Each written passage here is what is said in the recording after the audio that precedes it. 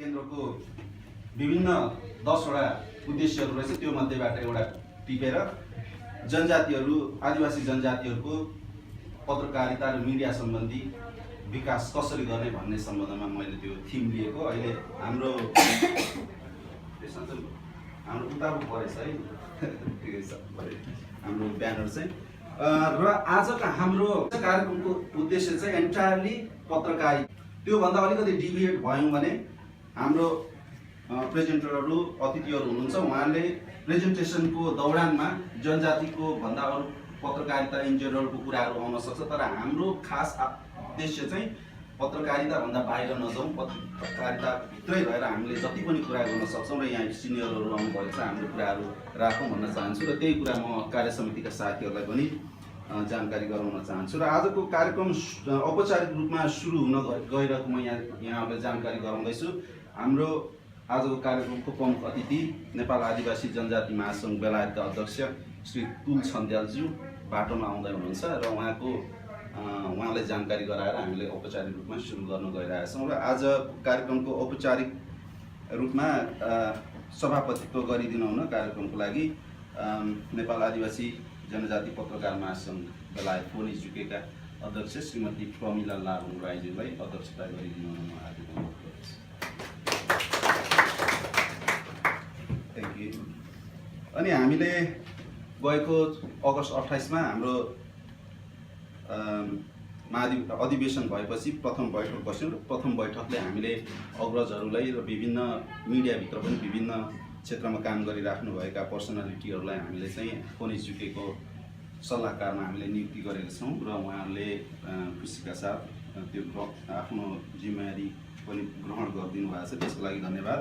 र औपचारिक रूपमा उहाँहरूलाई हामीले सम्मान पनि गरेका थिएनौँ फोनिज जुकेले। र आज यो एकदम हाम्रो लागि गोल्डन अपर्च्युनिटी। हजुरहरूमध्ये आदि अहिले आइसक्नु भएको छ, आदि आउँदै हुनुहुन्छ र एकैचोटि आसन ग्रहण पनि र सम्मान पनि एकैचोटि गरौँ भनेर चाहिँ मलाई अध्यक्षज्यूबाट हुकुम भयो। त्यसलाई त अध्यक्षज्यूलाई म उठिदिन चाहन्छु। आजको हाम्रो अतिथि र फोनिज जुकेका सल्लाहकार श्री सुमल कुमार गुरुङज्यू दाजु, हजुरलाई यहाँ मञ्चसम्म सुमल दाजु वरिष्ठ समाजसेवी हुनुहुन्छ, लेखक हुनुहुन्छ, साहित्यकार हुनुहुन्छ र धेरै अन्तर्राष्ट्रिय एवार्डहरू पनि जित्नु भएछ साहित्यमा।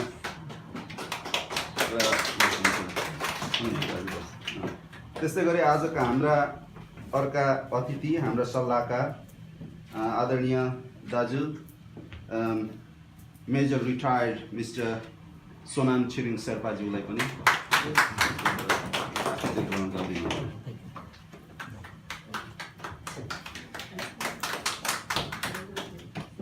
र नेपाल पत्रकार महासङ्घका कोषाध्यक्ष श्री पूर्ण गुरुङज्यूलाई पनि आतिथ्यता ग्रहण गरिदिनु हुन म हार्दिक अनुरोध गर्दछु।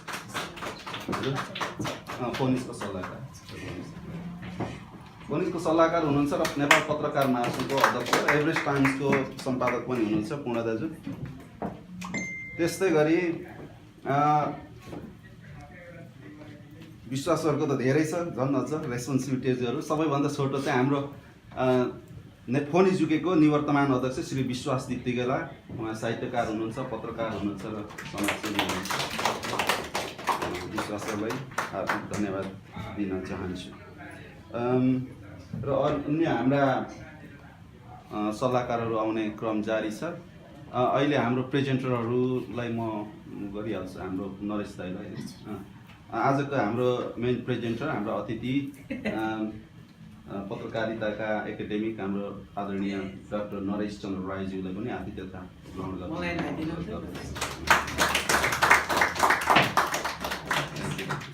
त्यस्तै गरी म यहाँ देखिरहेको छु ओम थापाज्यू, ग्रेटर रसमुल नेप्लिस कमिटीका पूर्व अध्यक्ष, उहाँलाई पनि आजको कार्यक्रममा आतिथ्यता ग्रहण गरिदिनु अनुरोध गर्दछु।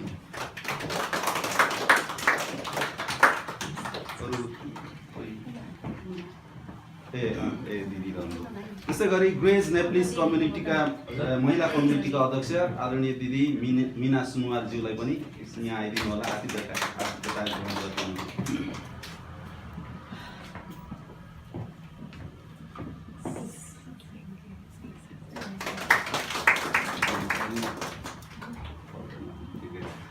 अनि अब हुन्छ हजुर बस्दा हुन्छ अध्यक्षज्यू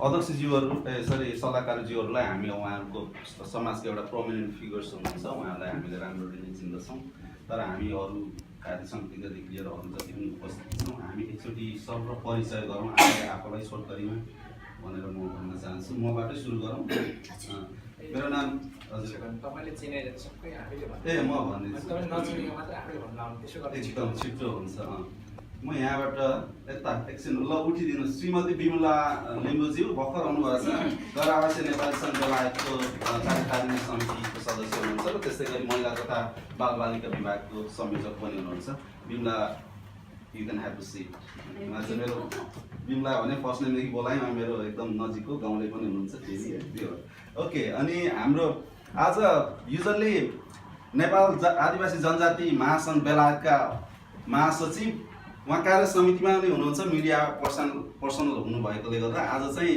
जनजाति महासङ्घको महासचिव भन्दा पनि हाम्रो कार्य समितिको सदस्य उपस्थित हुनुहुन्छ कर्मा पहाडीज्यूलाई धेरै धेरै धन्यवाद नमस्कार अनि उपाध्यक्षज्यू एकचोटि उठिदिनु होला होइन अहिले उहाँले बोल्नुहुन्छ नरेन्द्र राज नेमानज्यू हाम्रो फोनिज युकेको उपाध्यक्ष हुनुहुन्छ र एभरेस्ट टाइमसँग सम्बन्धित पनि हुनुहुन्छ अनि यताबाट दिदी उठिदिनु होला पुष्पा गुरुङज्यू श्रीमती पुष्पा गुरुङज्यू अहिले फोनिज युकेको कार्य समितिको सदस्य र पूर्व समितिको सदस्य नै हुनुहुन्थ्यो दिदी अनि चिनेको जति यता होम सुनवार दाइ हाम्रो कार्य समितिको सबैभन्दा एक्टिभ मेम्बर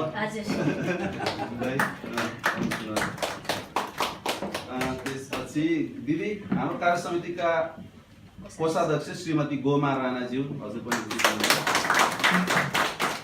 यता कार्य समितिकै सचिव श्रीमती जमुना पुन्ज्यू दिदी पनि उठिदिनु होला मैले झलक्कै चिनेको यति हो अब यता दिदी बहिनी क्रमशः यतै कर्नरबाट चिन्नुपर्ने उहाँले चाहिँ तपाईँले होइन पूर्ण सल्लाहको त अघि भइसक्यो होइन सल्लाहकारहरूको त हामी सबैले चिनिहाल्छौँ होइन उहाँहरू अलरेडी हामी अरू मात्र दिदी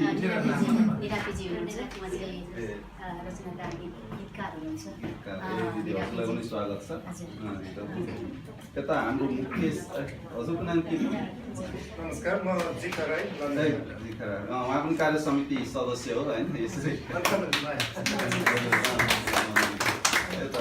सबैलाई नमस्कार मेरो नाम विमल राई विमल राई उहाँ पनि कार्य समिति सदस्य हुनुहुन्छ यता बिच भान्जी बोलिदिनुहोस् त ए होम दाईको भविष्यको कार्य समितिको सदस्य हुनुहुन्छ सबैलाई नमस्ते म पनि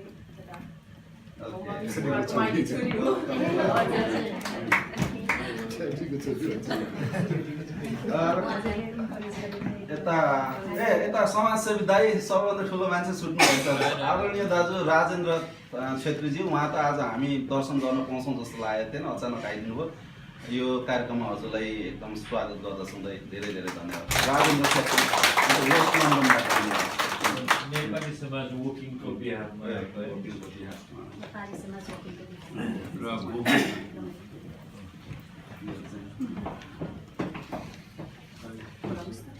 दाजु हजुरलाई पनि आतिथ्यता ग्रहण गरिदिनु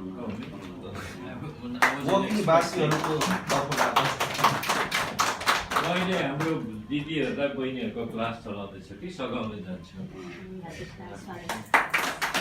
एनएसएसमा धेरै लामो काम गर्नुभयो र बेलायतमा आएका नेपालीहरू सबैभन्दा पहिले आएका नेपालीहरू मध्ये उहाँ पनि पर्नुहुन्छ करिब 40 वर्ष भयो होइन 50 वर्ष longest serving Nepali nurse 44 years हामी अब प्रमुख अतिथिज्यू आउँदै हुनुहुन्छ तुल छन्तालज्यू त्योभन्दा अगाडि चाहिँ हामी कार्यक्रमको के अरे औपचारिक कार्यक्रमको लागि उद्घाटन गर्दछौँ म आज हाम्रो सल्लाहकारज्यू सुमल कुमार गुरुङ दाजु र मेजर सोनाम सिंह सपाईज्यूलाई हाम्रो अध्यक्षज्यूलाई साथ दिन अनुरोध गर्दछु पानसको बस्ती बालेर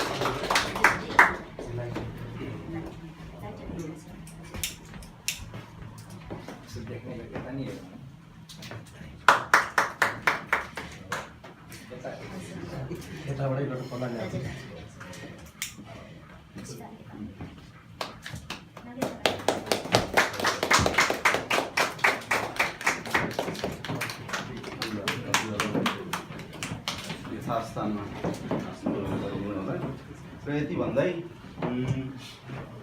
यहाँ अलिकति छुट्याए जस्तो लाग्यो। यहाँ मध्ये कति नयाँ पनि छौँ होला, अलिकति हेल्थ एन्ड सेफ्टी ब्रिफिङ दिइहाल्नु पऱ्यो। यो एउटा कोठा, अर्को कोठा यहाँ मेन हल थाहा छ होला। त्योभन्दा अगाडि गयौँ भने दाहिनेतिर चाहिँ हाम्रो मेल टोइलेट छ र बायाँतिर चाहिँ फिमेल टोइलेट छ र आगलागी इमर्जेन्सीको लागि चाहिँ यही डोर प्रयोग गर्नलाई तपाईँलाई भन्न चाहन्छु।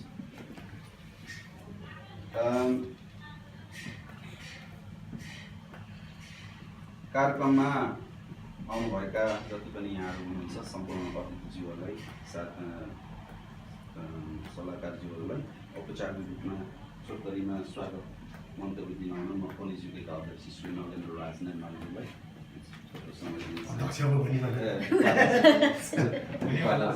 भने अब हुनेवाला अध्यक्ष नै हो। सरी नमस्ते हजुरहरूलाई। फोनिजको आज एक दिने वर्कसप पत्रकारिताले अध्यक्षता गरिरहनुभएका हाम्रो अध्यक्ष प्रमिला बाबुज्यू र सल्लाहकारज्यूहरू, सम्पूर्ण पत्रकार मात्रै होइन, हजुरहरू साहित्यकारहरू पनि हुनुहुन्छ, गीतकारहरू पनि हुनुहुन्छ, समाजसेवीहरू पनि हुनुहुन्छ। सम्पूर्णलाई आजको यस कार्यक्रममा हजुरहरूको गरिमामय उपस्थितिलाई आजको हाम्रो फोनिज कार्यकर्ता अध्यक्षदेखि लिएर समेत हामी सबै हजुरहरूको न्यानो स्वागत गर्न चाहन्छौँ। र खुसीको कुरा, हाम्रो होम सुनारजीले आफ्नो छोरीहरू पनि उपस्थिति गराउनु भएको छ। त्यो जस्तै अरूले पनि आफ्नो छोराछोरी अर्कोपल्ट उपस्थिति गराउनु भएमा पत्रकारिता भनेको एकदमै राम्रो चिज हो।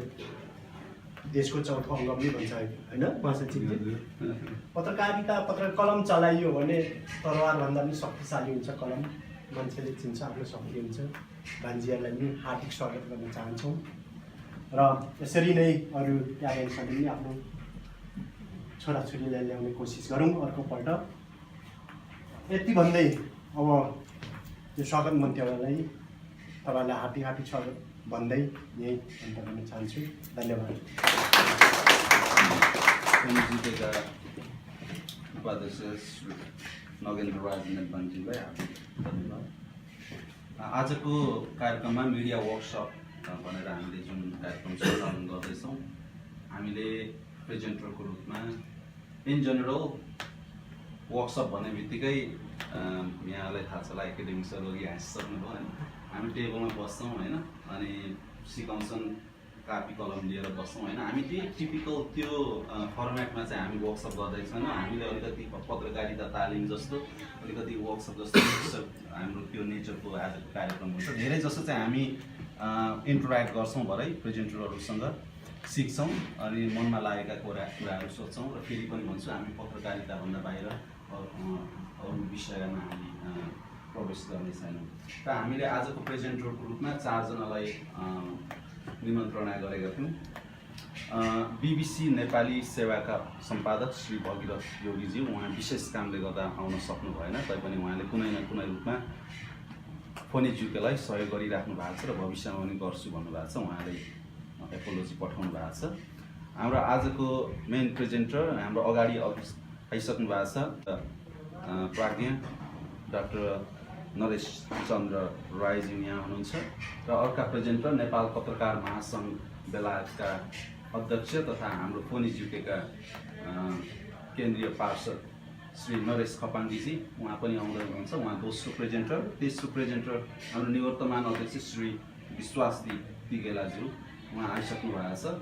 र उहाँहरू 3 जनाको मेजर सोनाम छिरिङ शेर्पाज्यू, हाम्रो फोनिज युकेका अध्यक्ष, यसरी सल्लाहकार जिब्रो छिप्नु भएको छ, दाजु पनि हुनुहुन्छ। हाम्रो 4 जना आज मेन प्रेजेन्टर हुनुहुन्छ।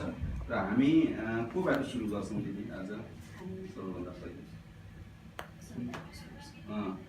फोनिज युकेका सल्लाहकार मेजर रिटायर्ड सोनाम छिरिङ शेर्पाज्यूले सबैभन्दा पहिले प्रेजेन्टेसन दिनुहुन्छ। र उहाँको प्रेजेन्टेसन इन जेनरल पोर चाहिँ पावर पोइन्टमा दिनुभएको थियो होइन हजुरले?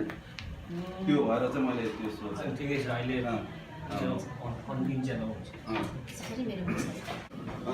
फोनिज युकेका सल्लाहकार श्रीमती बिमला सेनेज्यू, उहाँ गोर्खा च्यानल डाइरेक्टर पनि हुनुहुन्छ। उहाँ आउनुभयो, एकैचोटि आतिथ्यता ग्रहण गरिदिनु होला, आसन ग्रहण एकैचोटि गरिदिनु होला।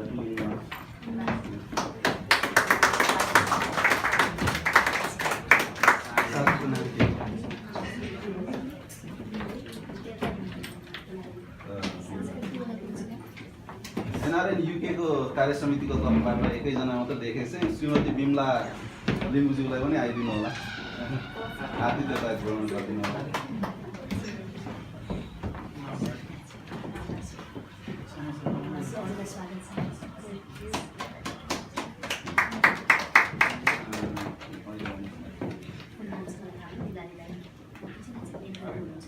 समाजसेवी देव गुरुङ दाई हजुरलाई पनि हाम्रो कार्यक्रममा स्वागत छ है। समाजसेवी तथा व्यवसायी देव गुरुङ गोल्डन सिप रेस्टुरेन्टका प्रोप्राइटर।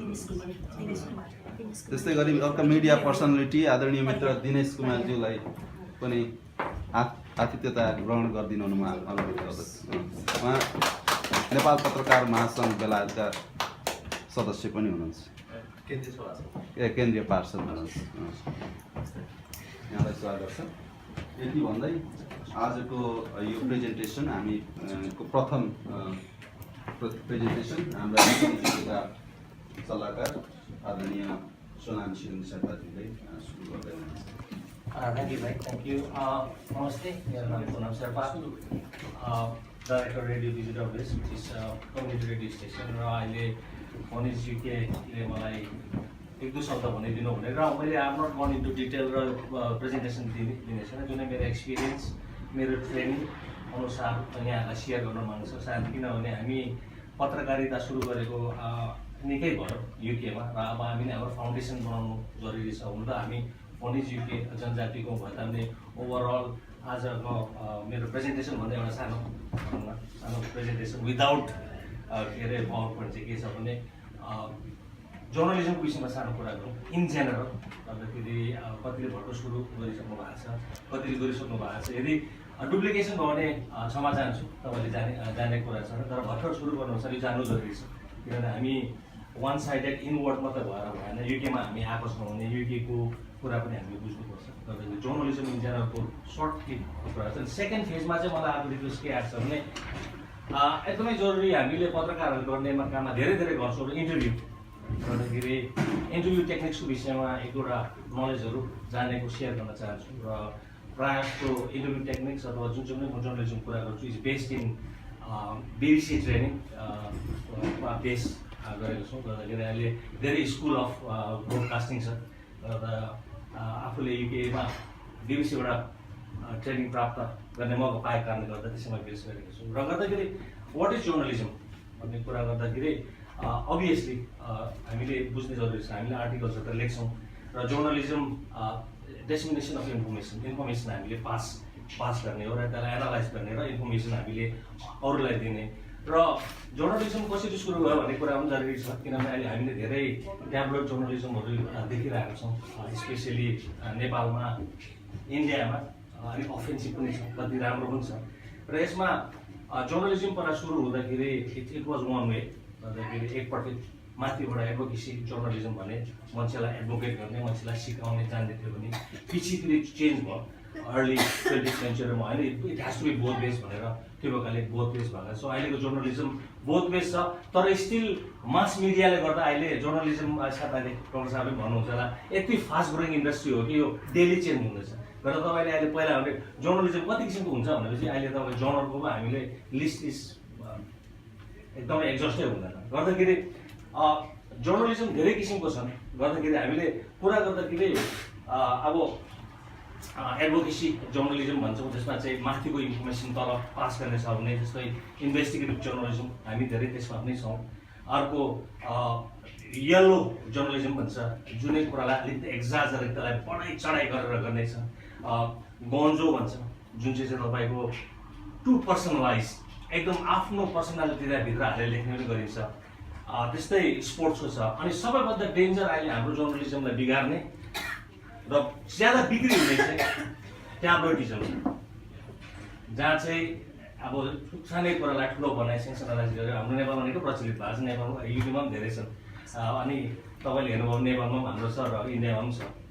तर यो लिस्ट चाहिँ बढेर गएको चाहिँ बढेको चाहिँ अब अहिले डाक्टर साहबले सिटिजन जर्नलिजमको विषयमा कुरा गर्नुहुन्छ जो म यसको विषयमा छुन्दिनँ, तर उहाँले भन्नुहुन्छ कसरी यो इन्भल्भ भयो citizenship, why citizens are not involve भन्ने कुरामा छ। त्यो कुराहरू ओभरअल बुझ्ने जरुरी छ कि जस्तो लाग्छ। गर्दाखेरि जर्नलिजम भन्दा आर्टिकल लेख्छु मात्रै नभएर ब्याकग्राउन्डमा के छ। अब अहिले कस्मिक जर्नलिजम पनि आएको छ, कस्मोलोजीको पनि आएको छ। त आउनु भने त अब डेटा फेसनदेखिको लिएर इनोभेसन अनलाइन, स्पेसली डेन्जर आएको छ अनलाइन जर्नलिजम।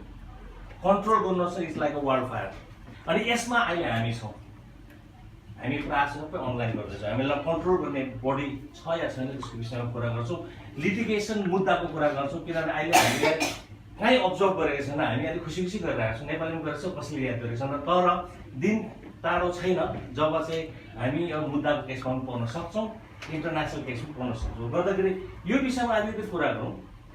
र जर्नलिजमको जर्नल्सहरू धेरै छ, तर अहिले हामी के भएको छौँ, आउँदैछौँ आफ्नो ल्याङ्ग्वेजमा अलिकति राम्रो छौँ र लेख्दैछौँ। तर अब हामीले आफूलाई आइडेन्टिफाई गर्ने पनि जरुरी आएको छ कि कुन किसिमको जर्नलिजममा जान माग्नुहुन्छ तपाईँहरू। हामी कुन जर्नलिजम लेख्दैछु, मैले के लेख्दैछु, के बोल्दैछु।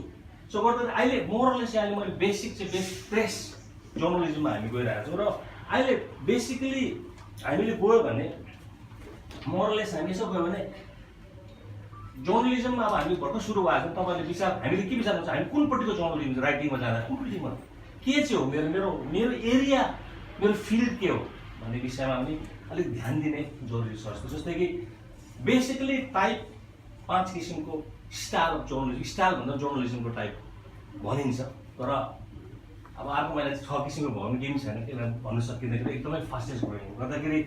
फर्स्ट इन्भेस्टिगेटिभ जर्नलिजम, जहाँ चाहिँ तपाईँले इन्भेस्टिगेट गरेर तपाईँको यसको ट्रुथ निकाल्ने, जनतालाई हामीले ट्रुथ दिनुपर्छ, सत्य दिनुपर्छ। इन्भेस्टिगेटिभ जर्नलिजम, यसको विषयमा डिटेलमा म जान्दिनँ किनभने डिटेलमा गर्नु धेरै हुन्छ। गर्दा सेकेन्डमा न्युज राइटिङ पनि जर्नलिजमको एक्ज्याक्टली दिनु पर्यो, news writing. So news journalism, reviews, अहिले हामी रिभ्युज मात्रै परेको छैनौँ, त्यो आर्टिकल देख्दैनौँ, तर भोलिपछि रिभ्यू हुन्छ। तपाईँहरूले रेस्टुरेन्टको रिभ्यू लेख्नुहुन्छ, मुभीको रिभ्यू लेख्नुहुन्छ, आर्टिकल्सको रिभ्यू हुन्छ, बुकको रिभ्यू हुन्छ। गर्दा तपाईँ के रिभ्यू राइटर पो हुन आउनुहुन्छ। अर्को कलम्स, पेपर्समा कलम्सहरू लेख्छ भने त अहिले हामी अनलाइनमा छ भने कलम्स, वाट इज कलम? अगेन कलममा गयो भने आफ्नो पर्सनल ओपिनियन कलममा तपाईँले दिनुहुन्छ। गर्दाखेरि र अन्तमा फिचर राइटिङ, कुनै इस्युमा लिएर, पोलिटिकल इस्युज होस्, नेचर होस्, इन्भाइरोमेन्ट होस्, गर्दाखेरि यो इस्युमा पनि दिन सक्नुपर्छ हामीले। गर्दाखेरि अहिले हामीले के गर्दैछौँ, हामी भर्खरको खुट्टा टेक्दैछौँ, हामी लथालिँदैछौँ। अब हामीले चाहिँ हाम्रो स्किल्सहरूलाई चाहिँ च्यानल गरेर चाहिँ हामीले लानुपर्ने जरुरी जस्तो छ जस्तो लाग्छ। तर हामी यहाँ युकेमा बसेका छौँ र युकेको परिवेशको कुरा गर्दैछौँ। गर्दाखेरि नेपालको विषयमा, नेपालको संविधान र नेपालको प्रेसको विषयमा अहिले हाम्रो अधिविजुले कुरा गर्नुहुन्छ होला। गर्दाखेरि सो कति टाइपको जर्नलिजम छ र जर्नल्सहरू कतिको छ भन्ने कुरा बुझ्ने जरुरी छ। गर्दाखेरि प्रिन्सिपल जर्नलिजमको प्रिन्सिपल भिडियो, अडियो, प्रेस होस्, 3टा नोबल ट्रुथहरू, ट्रुथ, डिस्क्लोजर र एडिटोरियल इन्डिपेन्डेन्स। राइट हुन्छ आफ्नो राइट, इन्डिपेन्डेन्स आफूले मेन्टेन गर्न सक्छ र जहिले पनि हामीले साँचो दिन सक्नुपर्छ। र हामीले के गर्नु, लेख्दा के लेख्ने त, code of conduct. So code of conduct पनि कतिवटा हामीले कुरा गर्ने जरुरी हुन्छ। गर्दाखेरि यसमा साँचो हुनु, सत्य हुनु पर्यो, एक्युरेसी हुनु पर्यो, इम्पार्सियल हुनु पर्यो, तपाईँको फेयरनेस हुनु पर्यो। गर्दाखेरि यो कुराहरूमा हामी अलिकति बुझ्न सके भने सायद राम्रो हुन्छ कि भन्ने कुराहरू चाहिँ अब भनौँ जर्नलिजमको विषयमा सानो मेरो भनौँ आफूले जानेको बुझेको विषयमा आएर अगाडि राखिरहेको छु। र प्रिन्सिपल अफ गुड राइटिङ भनिन्छ, हामीले साह्रो बम्बास्टिक वर्डहरू निकालेर वर्ड प्ले गर्छौँ। तर जब जर्नलिजममा, राइटिङमा सबैभन्दा राम्रो के हुन्छ नि, simplicity is the key factor.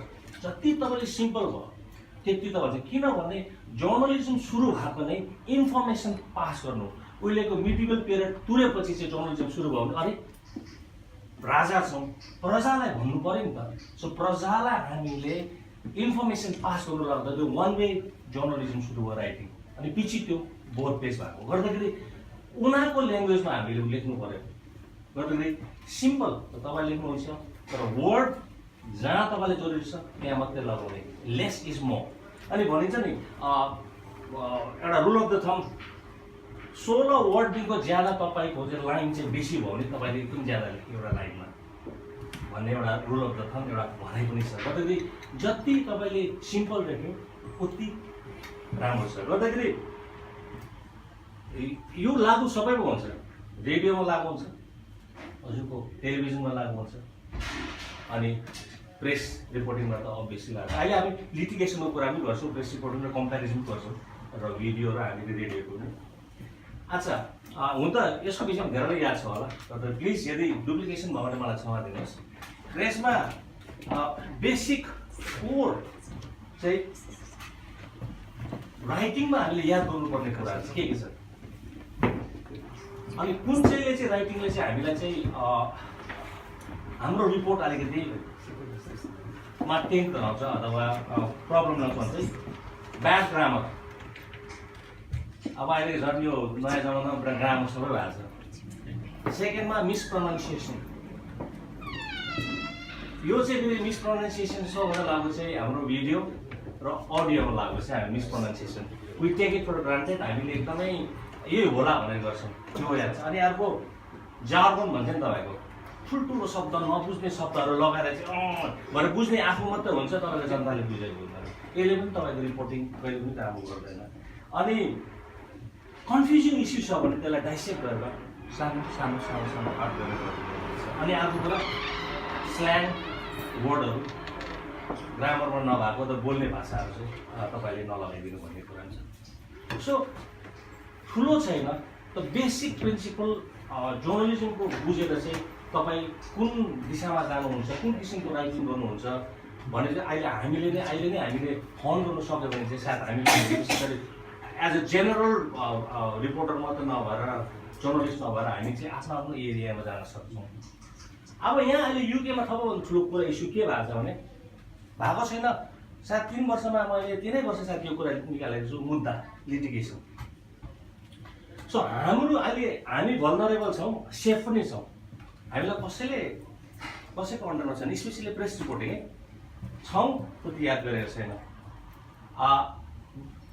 Radio television हामी अफकममा छौँ रेगुलेटरी बडी सायद हामी यसमा चाहिँ इन्डिपेन्डेन्ट प्रेस स्ट्यान्डर्ड अर्गनाइजेसन है गर्दाखेरि प्रेस रिपोर्टिङ इन्डिपेन्डेन्ट आइसोमा छ हामी पहिला यसलाई पहिला उस भन्थे प्रेस कम्प्लेन कमिसन थियो वाइ प्रेस कम्प्लेन कमिसन 2014 मा चाहिँ प्रेस कम्प्लेन कमिसन बन्द भएर अहिले इन्डिपेन्डेन्ट प्रेस स्ट्यान्डर्ड अर्गनाइजेसन चाहिँ जो चाहिँ हामी लायो तर त्यो हाम्रो लागि बनाएको अर्गनाइजेसन होइन है जनताको लागि बनाएको सो जनताले इन्डिपेन्डेन्ट प्रेस अर्गनाइजेसनमा रिपोर्ट गर्यो भने हामी लागेको छौँ अब कुरा लिटिगेसनको कुरा आउँदाखेरि इन्डिभिजुअल त हामी लागेको भयो अनि कहाँको मेम्बर भने फोनिज के त म पत्रकार महासङ्घ भनेर चाहिँ हामी अनि फ्युचरमा चाहिँ यो चाहिँ हामीले देख्दैछौँ किनभने अहिले हामीले जतातिर कुरा हुँदैछ हामीले ठुल्ठुलो इस्युजहरू हुँदैछ हामी लेख्छौँ कसैले च्यालेन्ज गरेको छैन अहिले हामी छँदैछौँ अब हामी बढ्दै जाँदैछौँ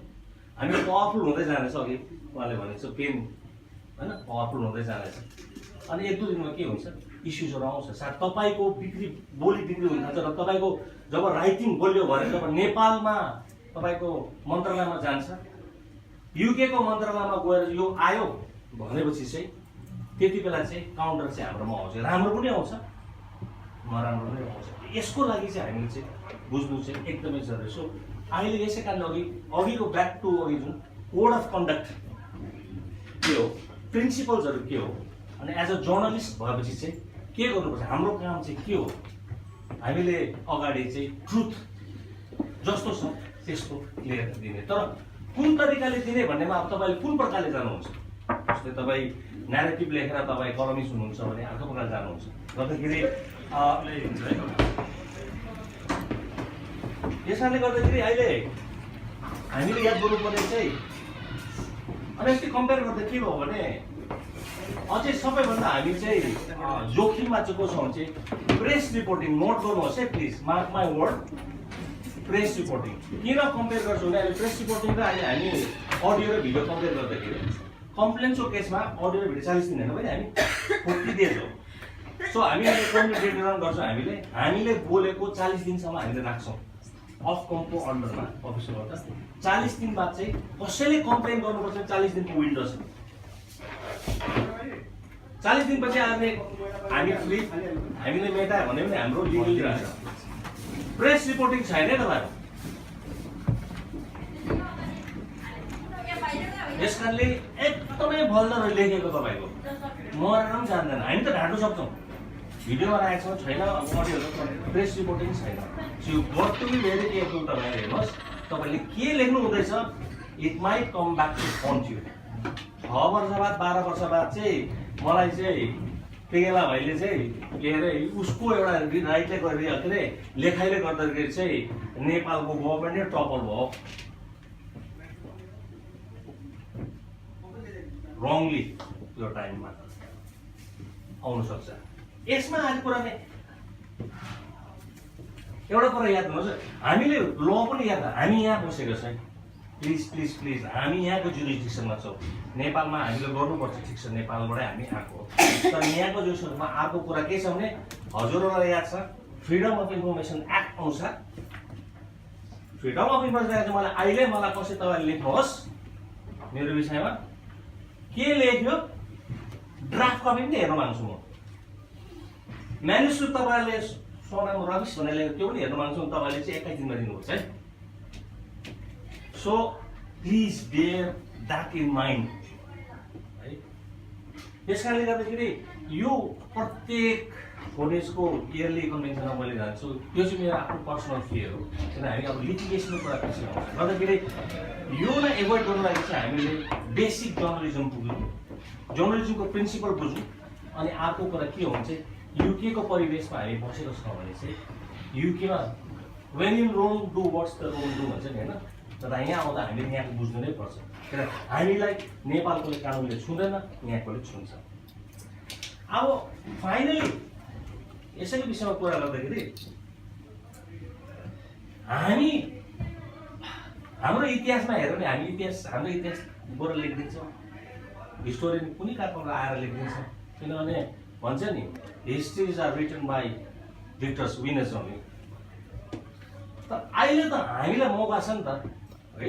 अब हामीले हिस्ट्री त लेखेर अहिले गरेर मात्रै भएन नि त। So how can we preserve our history, हाम्रो लेगासी कसरी राख्ने त भन्ने कुरामा चाहिँ मेरो एडभाइस अहिले हामीले हिस्टोरिकल रेकर्ड्स राख्नुपर्छ है।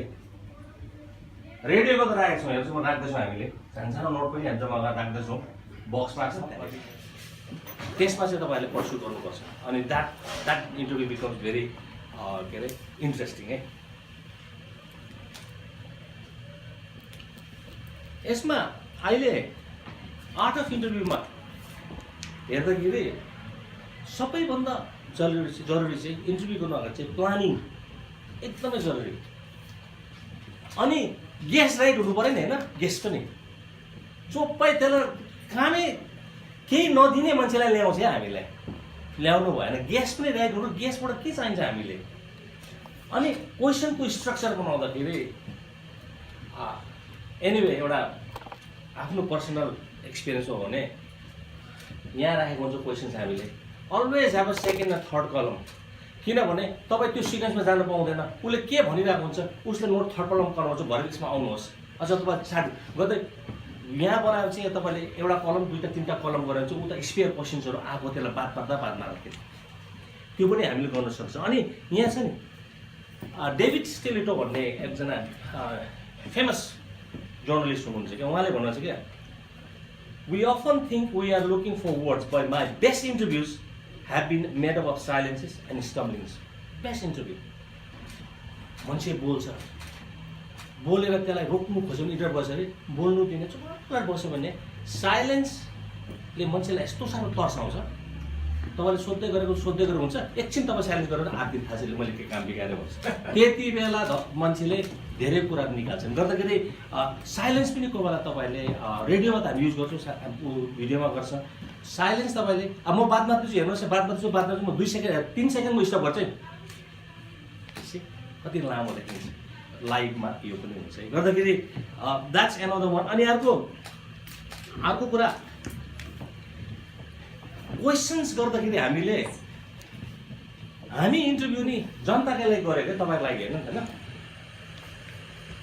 अनि हामी त पहिला नै एजुम्सन गर्छौँ यो मलाई थाहा छ भनेर होइन नि एजुम्सनमा गर्नु भएन क्या होइन उसले काम बिगारेको भन्दा पहिला नै एजुम्सन गर्नु भएन गर्दाखेरि यो पनि के भन्छ भने अनि अर्को कम्प्लिकेटेड क्वेसन्सहरू चाहिँ नगर्ने अनि अर्को इन्टरभ्यूमा गर्दा प्लिज आई कन्ट्याक्ट उसलाई के दिनुपर्ने भन्ने फिलिङ चाहिँ मैले सुनिरहेको छु सुन्नु पनि पऱ्यो आँखामा कन्ट्याक्ट गरेर जति तपाईँ उसँग इन्गेज हुन्छ उति खुलेर आउँछौँ उसले त्यहाँको बोल्ने पनि बोल्छ नबोल्ने पनि बोल्छ त्यो चाहिँ हामीले नबोल्ने बोल्यो भने हामीलाई राम्रो हो है गर्दाखेरि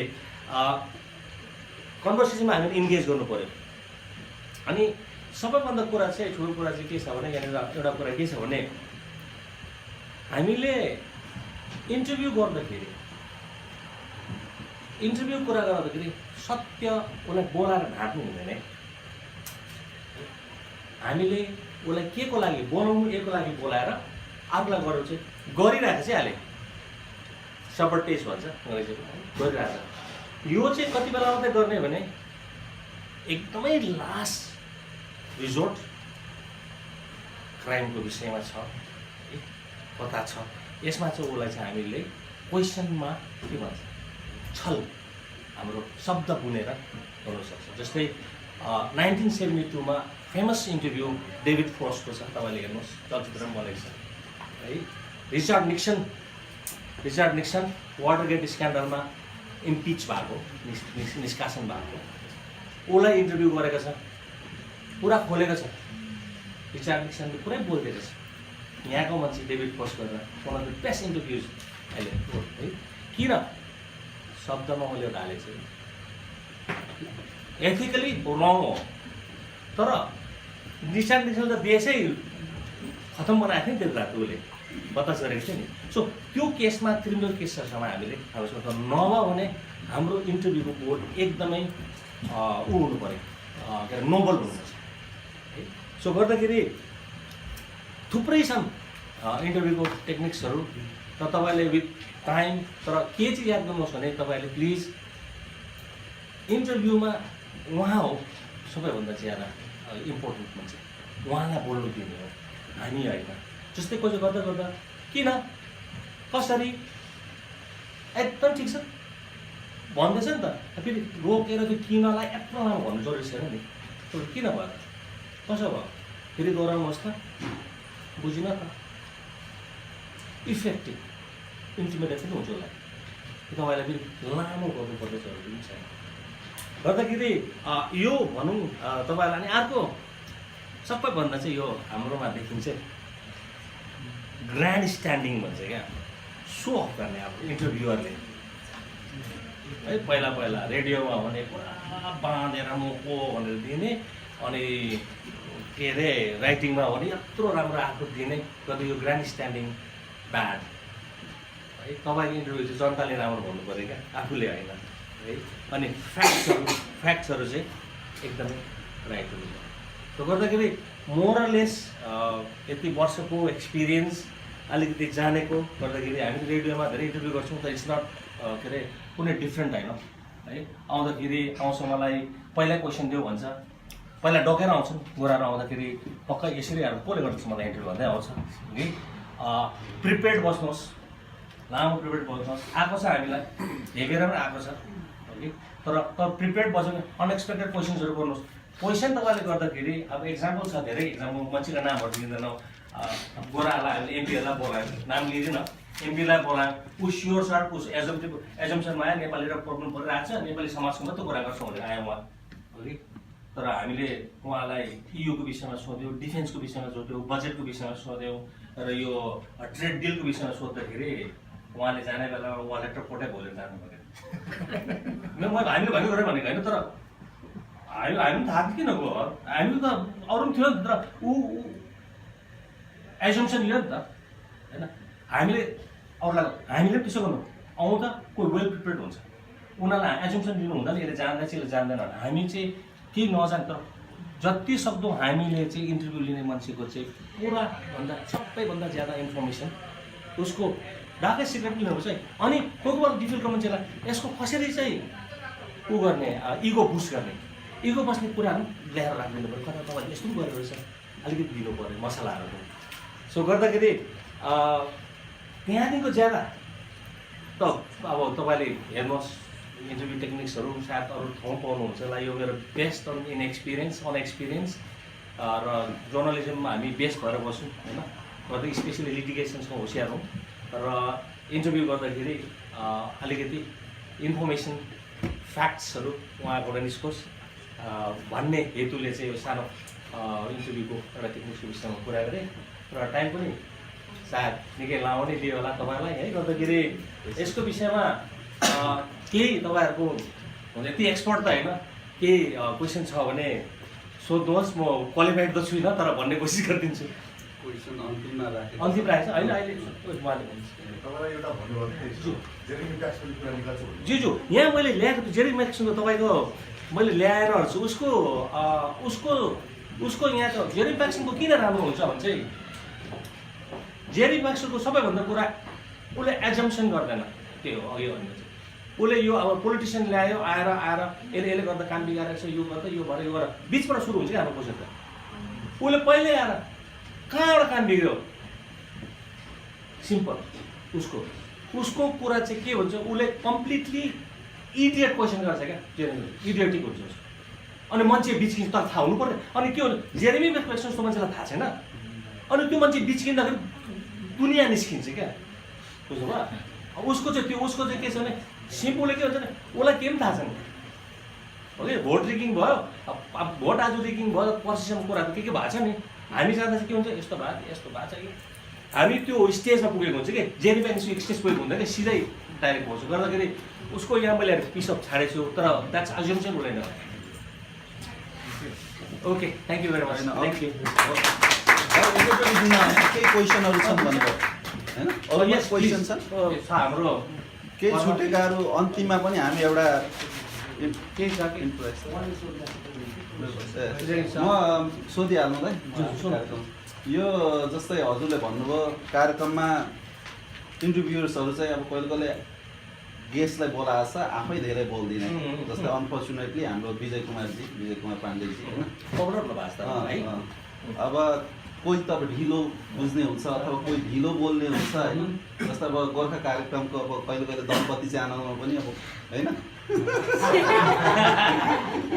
अनि अब त्यो चाहिँ जर्नलिजमले कसरी हेर्छ मतलब त्यस्तो प्र्याक्टिसहरू यस्तो छ जर्नलिजम भनेको चाहिँ जर्नलिजम कुनै माथिबाट गडले 10 कमान्डमेन्ट लिएर जर्नलिजम यस्तो हुनु भनेको छैन इभल्भ भएको इभन जस्तो हामीले गर्दै जाने हो यही गर्दाखेरि मेन गोल चाहिँ इन्टरभ्यूमा तपाईँले सेट गरेको अब्जेक्टिभ निस्किन्छ कि निस्किँदैन त्यति हो क्या त्यसलाई तपाईँलाई बोलेर हुन्छ अब बोल्नुपर्छ है फेरि कोही बेला कोही बोल्दैन अघि भन्ने तपाईँलाई कहाँबाट आएको उताबाट त्योलाई घुमाएर हुन्छ हँसाएर हुन्छ कसरी बोल्नुपर्छ फेरि त्यसमा सो होइन भन्ने कुरा छैन सबैभन्दा डिफिकल्ट नै के हुन्छ नि जो बोलिदिन आउँछ यसै आउँछ झन् गोरा बिजोको भन्छ कोही आएर डर कामदै बसिरहन्छ डराउँछ फेरि मान्छे सो कोही बोल्ने हुन्छ तपाईँलाई ज्यादा इन्टिमिडेट गर्छ इन्टिमिडेट गर्ने बित्तिकै डराउँछ यस कारणले जहिले पनि आएपछि इन्टरभ्यूमा आएपछि चिया कफी दिने अनि उसलाई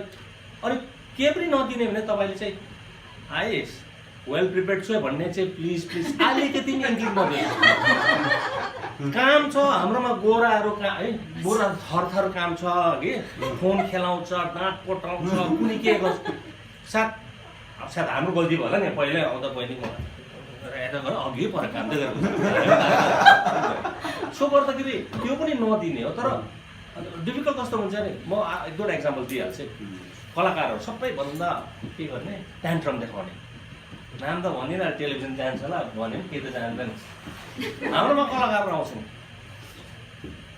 फर्स्ट इन्टरभ्यूमा हामी बसेछ फोनमा इग्नोर हामी त अब ठुलो कला हो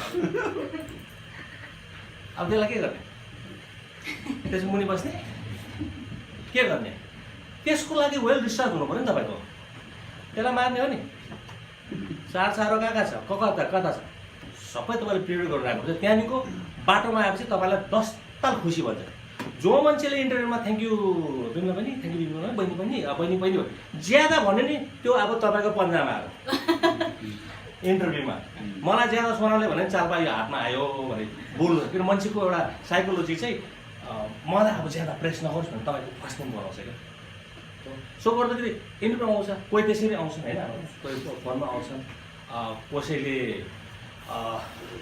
आएपछि एजेन्डा लिएर आएको हुन्छ त्यसमा त हाम्रै लरेलाई पनि भेट्दैन साँच्चो होला बोल्नुपर्दा यहाँ छ क्वेसन 15 मिनट दिएको नमस्कार रोक्नु पनि सक्दैन त्यसलाई एकताल सोक्ने त फुर्काएर सुर्काएर रोकेर आगोतिर लग्यो मात्रै त्यसलाई अब केही पनि सक्दैन सो यो चाहिँ तपाईँको रुल्स यसमा केही छैन त्यो चाहिँ तपाईँको अब यहाँ अलिकति कला है अब सिचुएसन अनि त्यो होइन अनि अर्को एउटा कुरा मैले भन्नु भुलेछु सरी एउटा पेज मिस भएछ एउटा के भने नि अब तपाईँले भोलि चाहिँ मन्त्रीहरूलाई गर्नुहुन्छ नि होइन मन्त्रीहरूलाई गर्नुहुन्छ ठुल्ठुलो कलाकार हुन्छ ठुलो इस्यु चाहिँ पत्रकारको लागि तपाईँको अगाडि दिवार को हुन्छ भन्नुहोस् त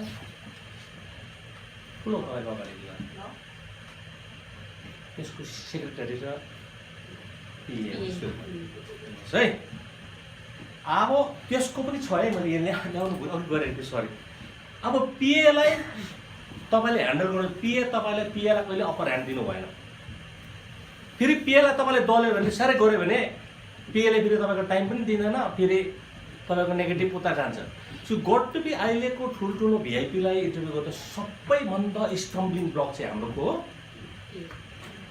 फेरि पिएले फर्स्ट क्वेसन तपाईँलाई के गर्छ अरे याद छ उसले त उसलाई प्लिज गर्नुपर्ने छ अब माथिमा चाहिँ के सोध्दैछ मलाई भन्नुहुन्छ पिएले सबैभन्दा पहिला तपाईँलाई प्रेसर के हाल्छ क्वेसनले भन्छ अब त्यो पिएलाई तपाईँले नबिचकाइकन क्वेसन पनि नदिइकन त्यसलाई पनि खुसी खुसी ल्याउनुपर्छ त्यो चाहिँ कला तपाईँहरूको हातमा छाडिदिन्छु र त्यति भन्दै आजको मेरो सानो वक्तव्य गर्नु पऱ्यो यहीँ अन्त गर्छु थ्याङ्क यू भेरी मच खुसी भयो स्पेसले क्यारी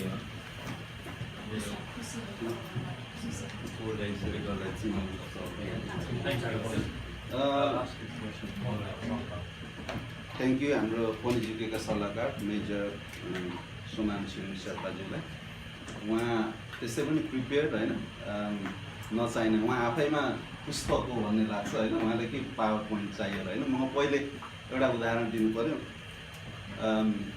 युनिभर्सिटीमा पढ्दा सबै नयाँ लेक्चरहरू चाहिँ पावर पोइन्ट दिएर आउँथ्यो अनि हाम्रो पुरो कुरा के अरे प्रोफेसर हुनुहुन्थ्यो म चाहिँ तपाईँलाई दिन्न के अरे पावर पोइन्ट मेरो बुक छ तिमीहरू लाइब्रेरी जाऊ अनि पढ भनेर भन्नुहुन्थ्यो दाइ पनि आफैमा एउटा बुक हो त्योमाथि एउटा सिनियर फिगर पनि पढ्नुभयो होइन जर्नलिजममा थ्याङ्क यू दाइ एकदमै प्रोडक्टिभ हो हामीले चाहेको भन्दा धेरै जान्यौँ सिक्यौँ भन्ने लाग्छ छोटो समयमा पनि थ्याङ्क यू भेरी मच र हाम्रो कार्यक्रमको दौरानमा आजका हाम्रा अर्का अतिथि र आजको वान अफ दि प्रेजेन्टर होइन नेपाल पत्रकार महासङ्घका अध्यक्ष श्री नरेश कुमार खपान्जीजी भर्खरै आउनुभएको छ उहाँलाई आतिथ्यता ग्रहण गरिदिनु न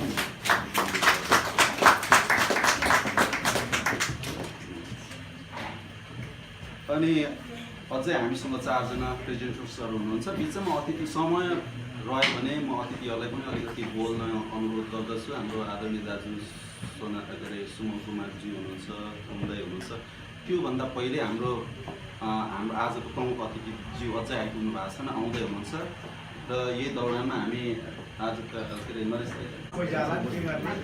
डाक्टर नरेश चन्द्र राईजी आउँदै हुनुहुन्छ citizen thank you power point चाहिँ त्यहाँबाट कन्ट्रोल यहीँबाट गर्न मिल्छ फर्काउनु पर्ने हो फर्काइदिनुहोस्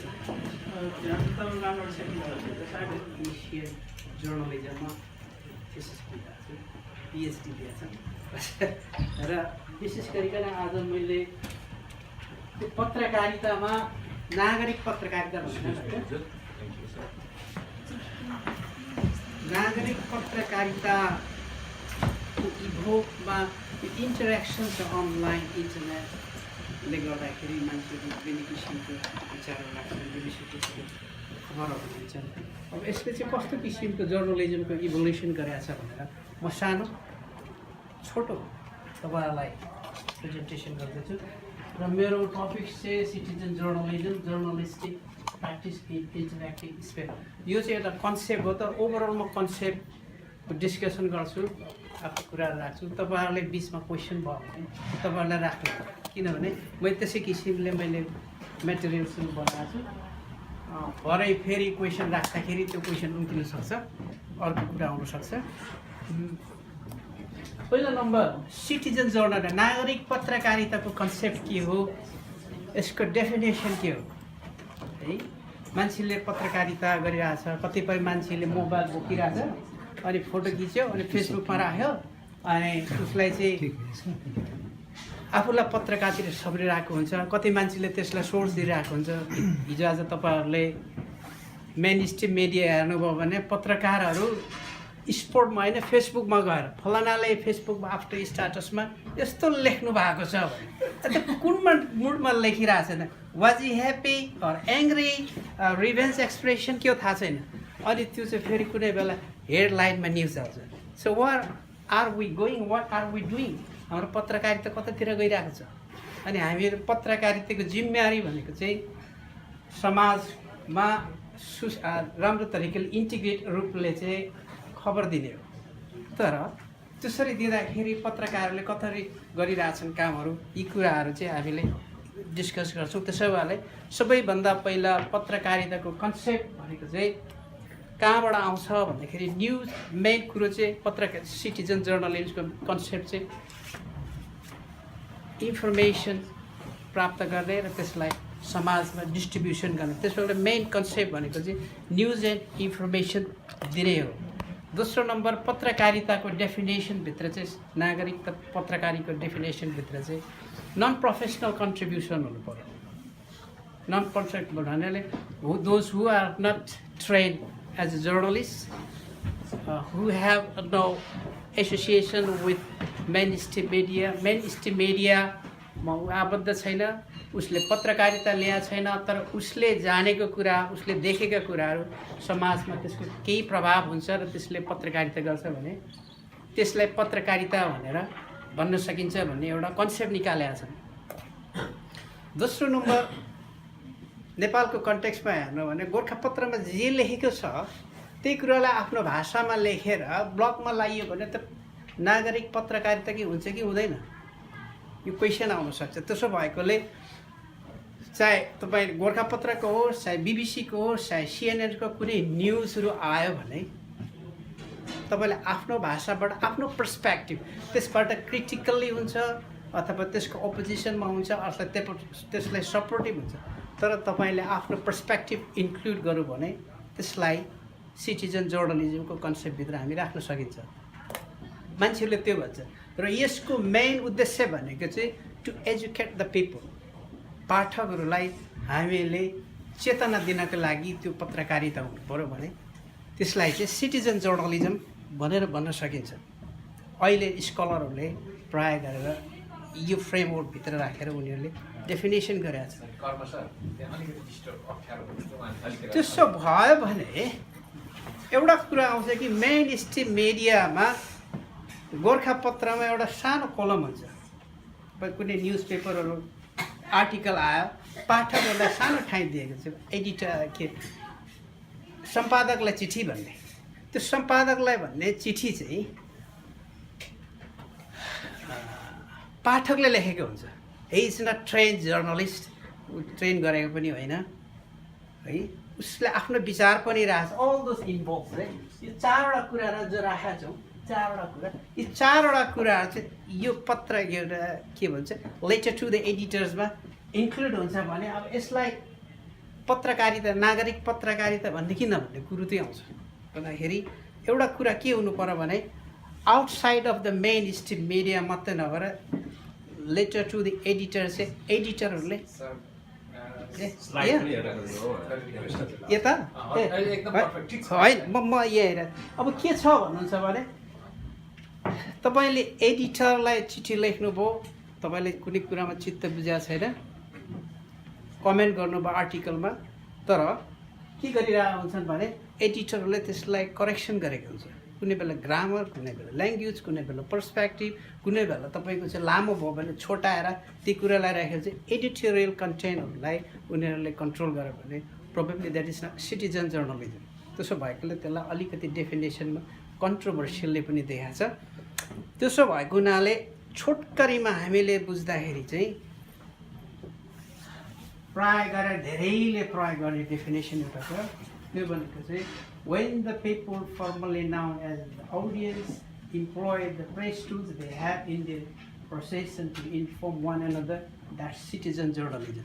त्यसको मतलब के हो भने जो मान्छे पाठक छ, जसलाई पहिला पाठक भनेर चिनिन्थ्यो, कुनै पनि कुराहरू आफ्नो साथमा आइसकेपछि उसले त्यो कुरालाई प्रयोग गरेर आफ्नो पर्सपेक्टिभ राखेर हैन आफूलाई मात्रै नभएर आफ्नो साथीभाइलाई मात्रै खबर गर्यो भने पनि एक आपसमा खराब इन्फर्मेसन एक्सचेन्ज गर्यो भने पनि that is also citizen journalism भनेर डेफिनेसन गरेर चाहिँ यही फ्रेमभित्र राखेर सिटिजन जर्नलिजमको अहिले विवाद हुन्छ, डेफिनेसन हुन्छ, रिसर्च हुन्छ, आदि कुराहरू छन्। अब हिस्ट्रीमा त्यसो भए सिटिजन जर्नलिजम कहिलेदेखि सुरु भयो त? कन्सेप्ट यो त अब अघि मेन स्ट्रिम मिडियाको कुरा गरियो है, मेन स्ट्रिमको कुरा गरियो, कुनै पाठकले एडिटरलाई ल यो लेखेको कुरा चाहिँ गलत भयो अथवा यो के अरे पुगेन भनेर लेख्यो भने त्यो सिटिजन जर्नलिजम के हुन्छ कि हुँदैन भन्ने कुरा। तर कन्सेप्ट त्यस्तै डेभलप हुँदाखेरि 9th सेन्चुरीमा प्रेसको डेभलप भएको रहेछ, इन्भेसन भएको रहेछ चाइनामा। तर तिनीहरूले चाहिँ एउटा कस्तो भने यो नक्साहरू हुन्छ नि, त्यस्तो नक्साहरू प्रिन्ट गर्ने अनि बाटोतिर राख्ने त्यस्तो खालको मात्रै काम गर्दै रहेछ। तर 15औं शताब्दीमा त्यसलाई एक्सपान्सन गरेर युरोपमा बनिसकेपछि चाहिँ त्यसलाई कन्टेन्टहरू पब्लिस गरेर बाहिरतिर डिस्ट्रिब्युट गर्ने काम भएको छ। त्यसो भएकोले त्यहाँदेखि सुरु भए तापनि सिटिजन जर्नलिजम चाहिँ 1775 र 76 देखि सुरु भएको भनेर अहिले स्कलर्सहरूले एग्री गरेका छन्। किनभने त्यो बेला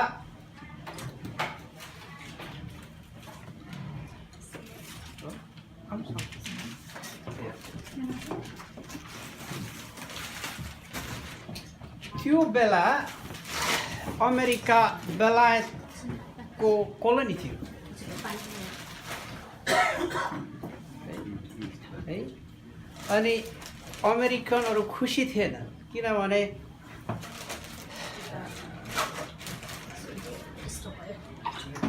ओके एकछिन तपाईँ ब्रेक गरिदिनुहोस् न, डिस्टर्ब भयो। त्यो पानी बाँडिहाल्नुहोस् न।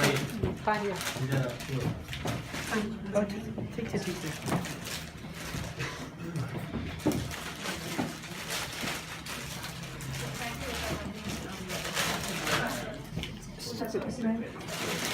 अब चाहिँ ठिक हुनको चाहिँ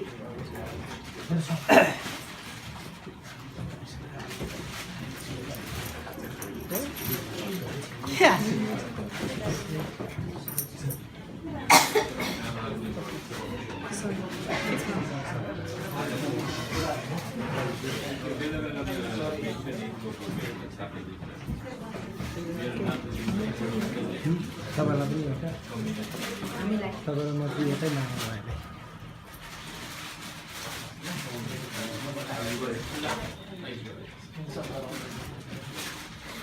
क्लियर भयो? क्लियर भयो?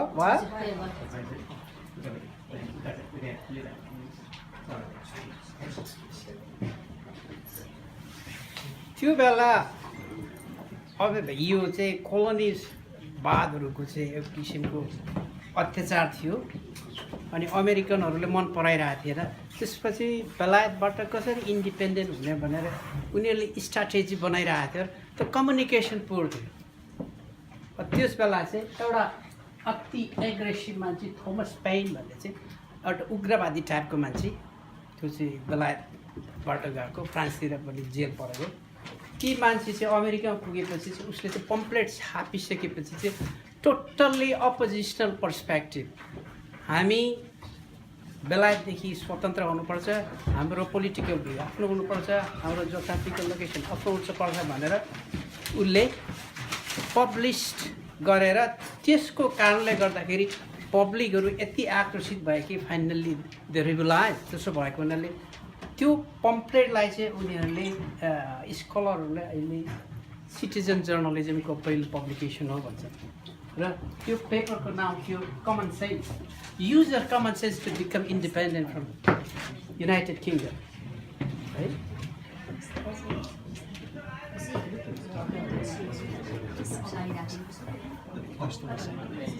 Serious, नरेशलाई ठिक छ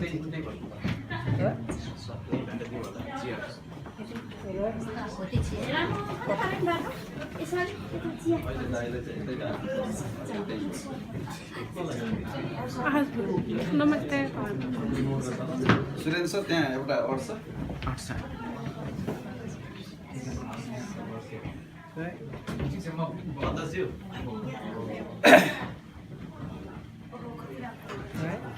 क्लियर भयो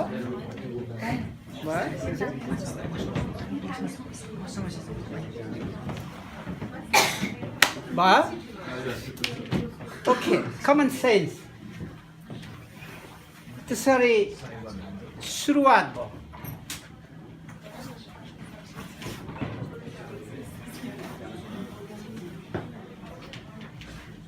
एकछिन सुनिदिउँ है फेरि पनि। है ठिक छ वा थोमस पेन त्यसलाई चाहिँ नागरिक कमन सेन्सलाई चाहिँ नागरिक पत्रकारिताको सबैभन्दा पहिलो अङ्क भनेर मान्छेहरूले अहिलेसम्म लिएछ। त्योभन्दा पहिला 16औँ शताब्दी 15औँ शताब्दी 17औँ शताब्दीतिर पनि युकेमा धेरै पम्पलेटहरू चल्यो। त्यो चाहिँ च्यालेन्ज कस्तो थियो भने दरबारसँग घुर्की लाउने, राजाहरूलाई घुर्की देखाउने, हामी त्यसो गर्छौँ भने हामी यसो गर्छौँ भनेर अलिकति 3 किसिमको पम्पलेट एकदम एलाइट क्लासको विरुद्धमा इगोको रूपमा एक्सचेन्ज गर्थे। 17औँ शताब्दीमा आएर पनि यो इस्टर्न युरोपियनतिर थुप्रो पम्पलेटहरू चला। हबार्मास थ्योरी भन्ने कति तपाईँलाई थाहा छ है। त्यहाँ चाहिँ लिट्रेचर सम्बन्धी कोही मान्छेलाई कविता लेख्यो, अब पत्रिका छैन तर कविता राम्रो लेखेको छ अथवा कथा राम्रो लेखेको छ, अनि त्यसले चाहिँ हातले लेखेर प्रिन्टरमा गएर प्रिन्ट गरेर 50-60 वटा 150 कति छाप्थ्यो। अनि लगेर केटाहरू उनीहरूको लाइक माइन्डेड मान्छेहरू कहाँ हुन्छन् सेलुन अथवा होटलतिर अथवा विशेष गरिकन कफी बारतिर लगेर छर्थ्यो। त्यसपछि चाहिँ क्रिटिक्स गर्ने चलन थियो। फलानाले लेखेको कविता मलाई मन परेन, फलानाले साह्रै राम्रो लेख्यो भनेर प्रशंसा गर्ने खालको पम्पलेट थियो। तर तिनीहरू चाहिँ पत्रकारितामा किन भएन भने तिनीहरूले पब्लिक चेन्जको लागि अथवा सोसियल पोलिटिकल चेन्जको लागि कुनै पनि ओपिनियन दिएको थिएन। त्यसैले तिनीहरूलाई चाहिँ नागरिक पत्रकारितामा अहिले समावेश गरिएको छैन भनेर धेरै मान्छेहरू डिस्कस गर्छन्। त्यसो भए 1975 to 1976 मा जुन एउटा कमन सेन्स भन्ने पत्रकारिता निस्केको थियो त्यसको एउटा इम्प्याक्ट चाहिँ ग्लोबल पोलिटिक्समा भयो। त्यो बिचबिचमा धेरै छ, म एकदम जम्प गरेर आएँ। 1920 मा महात्मा गान्धीले बेलायतहरूलाई देश छोडको अभियान गर्दाखेरि पब्लिस गरेको छ उसको भाषामा, हिन्दी भाषामा पम्पलेटहरू छरिदियो। अनि यसको इम्प्याक्ट त्यस बेला त्यति इफेक्टिभ नभए पनि एउटा सुरुवात कन्सेप्ट एउटा पोलिटिकल भ्यू कसरी पब्लिकमा गयो भन्ने कुरा देखाउँछ। त्यसपछि गएर 1947 मा पाकिस्तान इन्डियाबाट इन्डिपेन्डेन्ट हुँदाखेरि धेरै पत्रिकाहरू पम्पलेटहरू चलायो। त्यसमा विशेष गरिकन एक्टिभिस्टहरू कतिपय मान्छेहरू बेलायतमा पनि थिए, उनीहरू यहाँबाट पम्पलेट छाप्नकै लागि मात्रै पनि पाकिस्तानमा गएर आन्दोलन गरेका छन्, तिनीहरूले पत्रकारिता गरेका छ। त्यसपछि 1983 देखि 2009 सम्म जुन बेला श्रीलङ्कामा आन्दोलन भयो तामिल टाइगर्सहरूले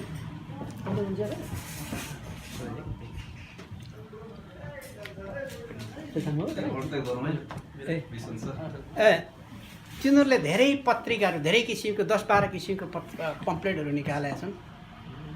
त्यसपछि गरी नेपालमा हेर्ने भने नेपालमा पनि यो 2000 मेरो विचारमा 1970-90 कहिलेदेखि माओइस्टहरूले अन्डरग्राउन्ड रेडियो निकालेको थियो, तपाईँहरूलाई थाहा होला पश्चिमतिर। त्यसको भ्यू भनेको क्वाइट अपोजिट।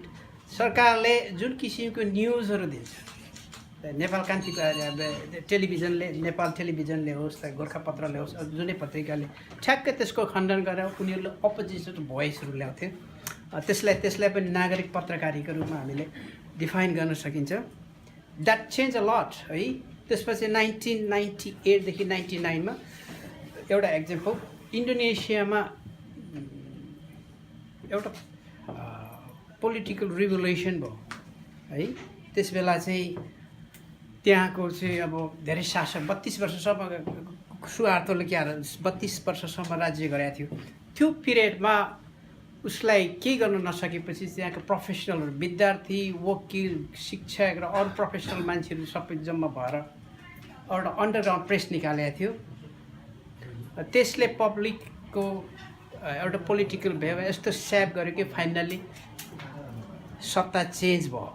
एउटा हिस्ट्री 1995देखि 1970सम्म हेर्नुहुन्छ भने अमेरिकामा त्यस्तै खालको अन्डरग्राउन्ड पत्रिका थियो।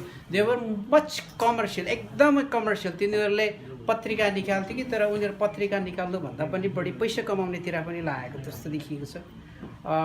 अर्जेन्टिनामा 1970तिर चाहिँ युरोपबाट काम गर्न गएका मान्छेहरूले लेभल डिस्ट्रिब्युसन चाहिँ इक्वल भएर छ। कोही केटी मान्छेलाई तलब थोरै दिने, अथवा फ्रान्सको मान्छेले बढी पाउने, अथवा जर्मनहरूले चाहिँ बढी जागिर पाउने, त्यस्तो किसिमको एउटा क्लास डिभिजन र डिस्क्रिमिनेसन भइसकेपछि चाहिँ त्यहाँ पम्पलेटको सुरुवात भयो। त्यो पम्पलेट निकालिसकेपछि पम्पलेटको कारणले गर्दाखेरि पछि अदालतमा गएर इक्वल डिस्ट्रिब्युसनको एउटा इस्युहरू आएको छ। यसले के देखाउँछ भने पत्रकारिता, नागरिक पत्रकारितामा हाम्रो पोलिटिकल भ्यू हुनुपर्छ। मेन अब्जेक्टिभ चाहिँ पब्लिकलाई जानकारी मात्रै दिने हो कि त्योसँग एउटा यस्तो क्रिटिकल एउटा आइडिया हुनुपर्छ कि त्यसले पोलिटिकल सिस्टम अथवा हाम्रो सोलिड सिस्टमलाई पनि त्यसले चेन्ज गर्छ कुनै किसिमको। त्यो यसमा प्रश्न राख्नु, यसमा के छ तपाईँहरूको? यो एकदम छोटो के छ त्यस्तो तपाईँहरूको? यो यस्तो हेर्दाखेरि डाक्टर साहब यो चाहिँ खास गरी अपोजिसनको एजेन्डा एक्सप्रेस गर्ने एउटा काइन्ड अफ टुल जस्तो देखियो नि त होइन? पब्लिकले भन्दाखेरि पनि अपोजिसनको होइन, लाइक अब सबै उदाहरणहरू सुरुवात हेर्दाखेरि अहिले पनि त्यस्तै छ कि त्यो ट्रेन्ड चाहिँ चेन्ज भएर पब्लिक भयो? त्यो एकदमै त्यो छ, त्यो पनि अहिले तपाईँले भन्नुभएको कुरा सही हो है। खास कुरा के हुन्छ भने यहाँ अलिकति अघि उहाँ क्याप्टेन साहबले भन्नुभयो, मेजर साहब सरी है, मैले गल्ती भयो है। पत्रकारिताको समस्या के छ भने अब्जेक्टिभिटी भन्छ। अब्जेक्टिभ भनेको ठ्याक्कै एउटाले भनेको कुरा संसारभरिको मान्छेले हो भन्ने पत्रकारितामा गाह्रो छ अब्जेक्टिभिटी। किनभने हाम्रो सोसाइटी डिभाइड छ। हामी we are divided by class, divided by nationality, divided by faith, divide by economy, everything. त्यसैले गर्दाखेरि सबै समूहको आफ्नो विचार हुँदाखेरि एकजना मान्छेले देखेको कुरा त्यो युनिभर्सल हुन सक्दैन।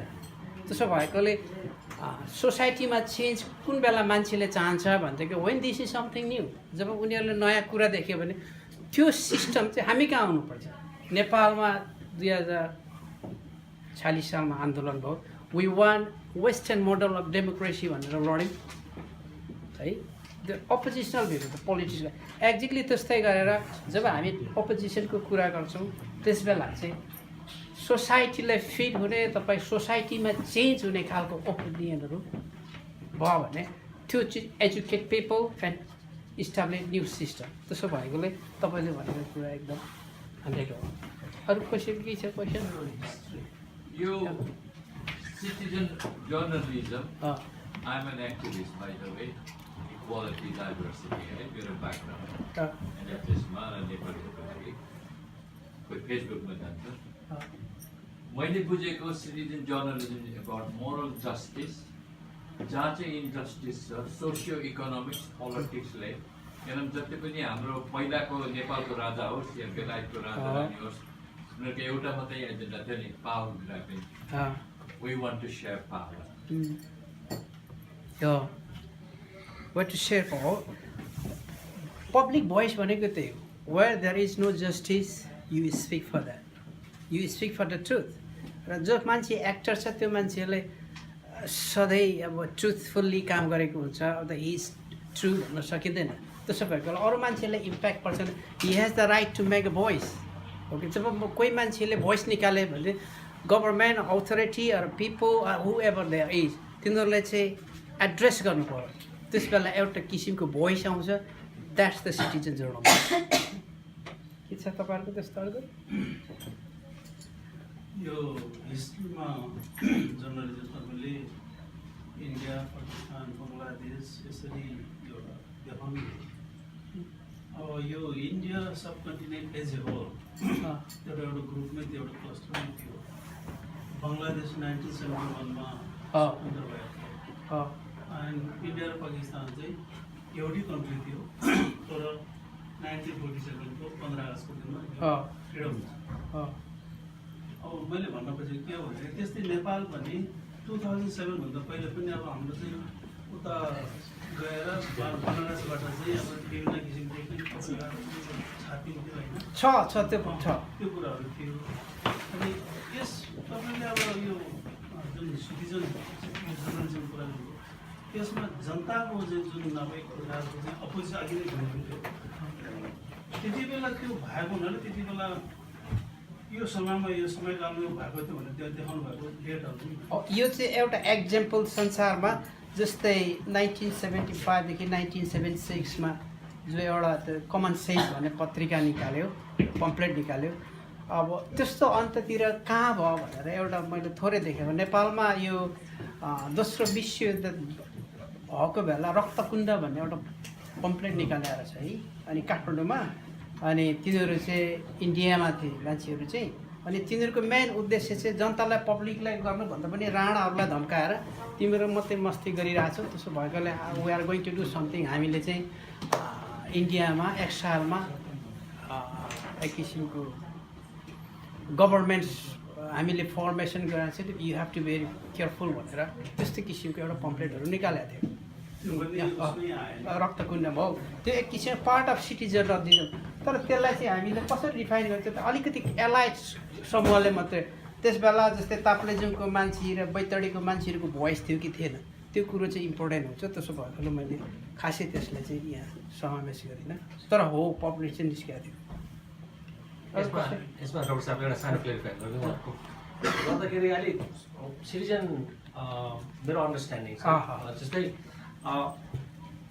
जब जर्नलिजम प्रपर जर्नलिजम सुरु भयो प्रपर जर्नलिजम सुरु हुँदाखेरि चाहिँ journalism school of journalism after independence अमेरिकाबाट भयो र जर्नलिजममा पहिला अघि एलिट ग्रुपको गर्नुभयो उहाँले भन्छ पहिला अब एलिट ग्रुपदेखिको तल इन्फर्मेसन पास गर्ने मात्रै हो त्यो लिपमेन थ्योरी भन्छ त्यसपछि चाहिँ डनी भनेले होइन जनताले पनि रेस्पोन्ड गर्नु सक्छ भन्छ तपाईँको जनताले रेस्पोन्ड गर्न सक्नुभयो अब चाहिँ पहिला चाहिँ वान वे टु तर over a period of time चाहिँ अहिले सिटिजन जर्नलिजमको सिटिजनले पनि राइट गर्न सक्ने चाहिँ अधिकार र ऊ भएर अहिले यो उहाँले देखाउनु भएको चाहिँ यो इन्स्ट्यान्समा चाहिँ सिटिजनले चाहिँ लेखेर गर्यो अब त्यसमा हजुर आउनुहुन्छ होला भरे अब मास मिडियामा आएपछि अब अहिले चाहिँ अघि उहाँले भने ब्लगिङको सुरु हुँदैछ आफ्नो वेबसाइट गर्छ त्यसले गर्दा चाहिँ अहिले के हुन्छ भने सिटिजन के अरे सिटिजन जुन चाहिँ के अरे जर्नलिजम चाहिँ बढेर जाँदैछ तर उहाँले अहिले दिनुभएको चाहिँ यो चाहिँ कुन कुन काण्डमा चाहिँ मान्छे चुप लाग्न सकेन र सिटिजनको आवाज सुन्यो र यो सिटिजन जर्नलिजम चाहिँ कसरी इभल्भ हुँदैछ भन्ने चाहिँ उहाँले भन्नु खोजे जस्तो लाग्यो एउटा हिस्ट्रीको ब्याकग्राउन्ड छोटो उहाँले भन्नुभएको छ यो अनि क्वेसन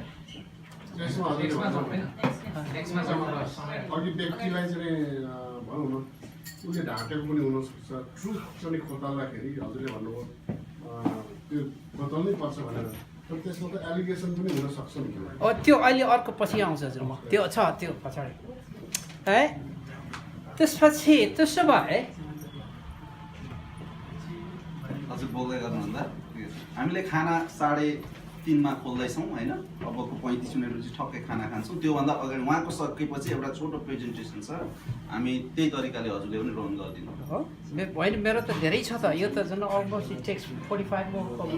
ए त्यो हो भनेपछि किनभने उहाँले मलाई के भन्नु टाइम फ्रेमको कुरा गर्दाखेरि मैले उहाँहरूलाई सबैमा 45 मिनट छ होइन, 45 मिनट जाउँ न त। ओके हो। त्यसो भए नागरिक अहिले भरे अहिले मिल्दैन, अहिले मिल्दैन।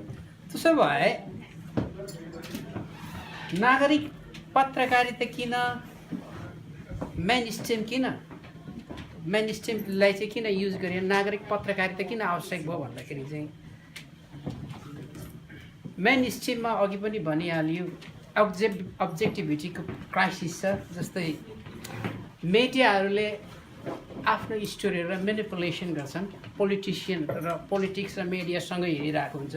जस्तै 1990मा इराकमा आन्दोलन हुँदाखेरि इराकमा वेस्टर्नहरूले इन्भाइट गर्दाखेरि CNN र BBC मात्रै थियो।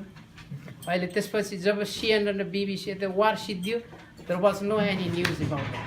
त्यसपछि गएर एक्जाम्पल अर्को सिरियामा थियो, सिरियामा जाँदाखेरि संसारभरिको मान्छे मिडिया तर त्यस बेलासम्ममा त मिडियाहरू यस्तो डेभलप भएको थियो कि वेस्टर्न मिडियाले भनेको कुराहरू वेस्टले मात्रै सुन्ने, नन वेस्टर्न कन्ट्रीको मिडियाहरूले त्यसलाई कभरै गर्दैन थियो। आज आएर नर्थ कोरियाको कुरा हेर्नुहोस् है, नर्थ कोरियाको न्युजहरू तपाईँलाई थाहा छँदैछ। त्यसलाई के हुन्छ भने मिडियाले के काम गर्छ भन्नुहुन्छ भने यो म्यानिपुलेसन भने राइटलाई रङ, रङलाई राइट भन्ने ठाउँमा कुनै कुनै बेला मिडिया र पोलिटिक्सले आफ्नो स्वार्थको लागि रङलाई पनि अलिकति राइटको कुरा मिक्स गरेपछि चाहिँ धमिलो देखिन्छ। हेर्दाखेरि चाहिँ कालो सेतो तर भित्र चाहिँ कालो परेको समथिङ लाइक द्याट। त्यसो भएकोले मिडियाले त्यो गर्छ। जस्तै त्यसको लागि चाहिँ 2001मा ऋतिक रोशनको काण्ड जस्तै कमेन्ट थियो है। नेपालमा चाहिँ चितवनको एउटा ट्याब्लोइडले निस्कालेको थियो नेपालीको बारेमा नराम्रो ऋतिक रोशनले भनेर। त्यसले चाहिँ ठुलो काण्ड निकाल्यो, कर्फ्यू लाग्यो, गभर्मेन्टले प्रेस वक्तव्य निकाल्यो, मान्छेहरू मरे हो कि। तर पछि क्लियरिफिकेसन गर्दाखेरि चाहिँ नभनिएको भनेर पत्ता लगाएछ। त्यसपछि त्यसो भए के गर्छ त मिडियाले भन्दा, किनभने मिडियाहरू डेभलप हुँदै जाँदाखेरि चाहिँ अहिले ग्लोबल भ्यू चाहिँ हाम्रो संसारको रुट विभाजित भएको छ। जस्तै बीबीसीको न्युज हेर्नुभयो भने बीबीसीसँग सिमिलर नहुनसक्छ CNN, त्यसको अपोजिटमा जानु भने अल जजिराले अपोजिसनमा लेखिरहेको हुन्छ, अर्को पर्सपेक्टिभबाट ल्याएको हुन्छ। CCTVले अर्को तरिकाले बताइरहेको हुन्छ। रसिया टुडे, प्रेस टिभी भनेको यी कुराहरू सबै पहिला भन्ने बेलामा हामी मिडियाहरू इन्डिपेन्डेन्ट भन्छौँ, तर अहिले आएर प्राय गरे एलाइट र सरकारले कन्ट्रोल गरेको छ। जस्तै BBC-को कुरा गरौँ, यसको आफ्नै गाइडलाइन छ भन्ने बेलामा अब हामीले के भन्छौँ भने जनताले दिएको independent, this is not the case.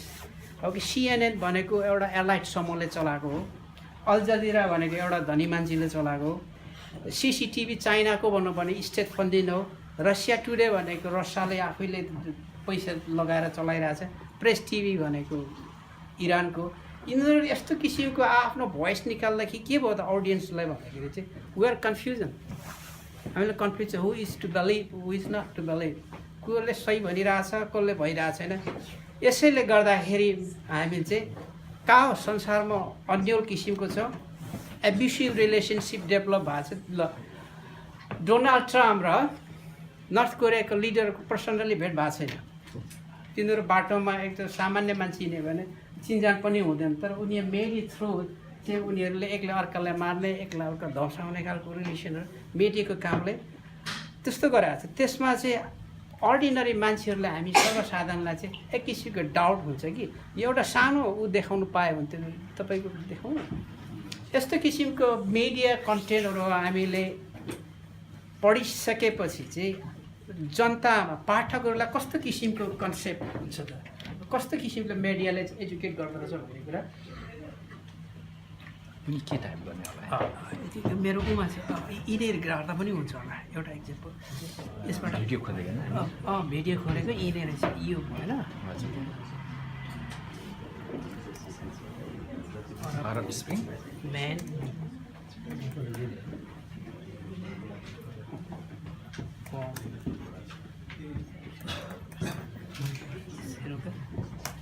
अलिकति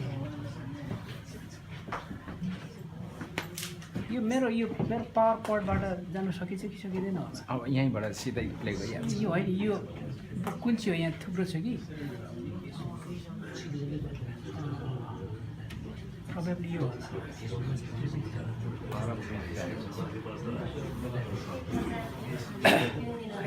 आएन त यो थोरै टाइम थोरै यो चाहिँ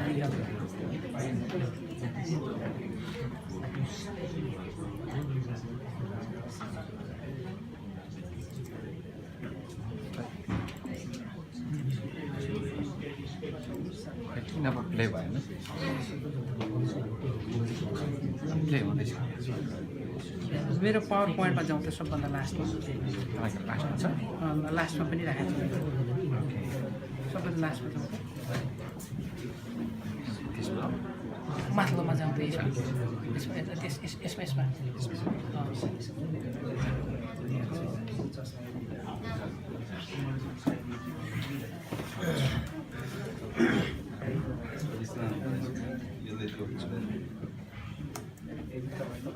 आयो ल आयो एउटा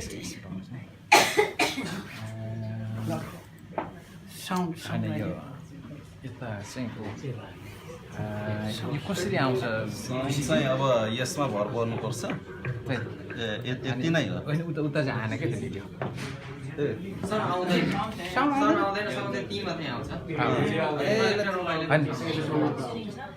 यहाँ भिडियो चाहिँ त्यहाँ आएन भिडियो कसरी आएन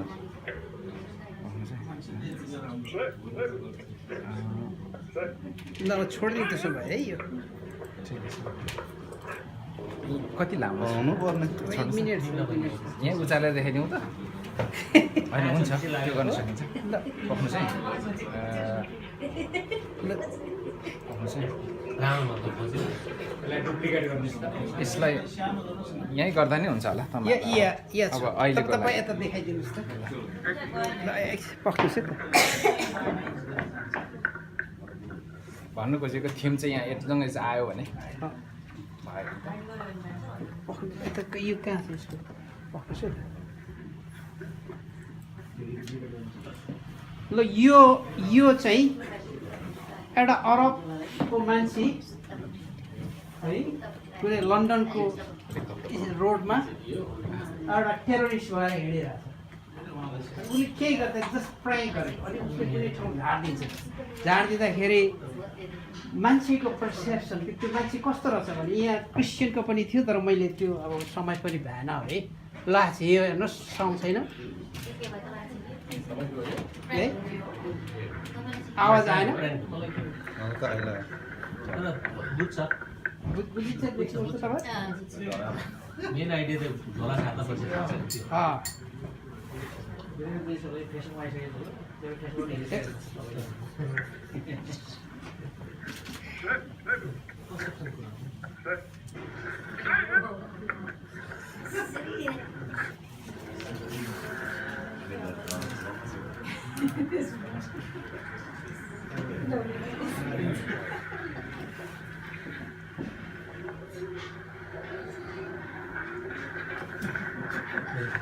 एकछिन समय थोरै चाहिँ यति भयो होला है एउटा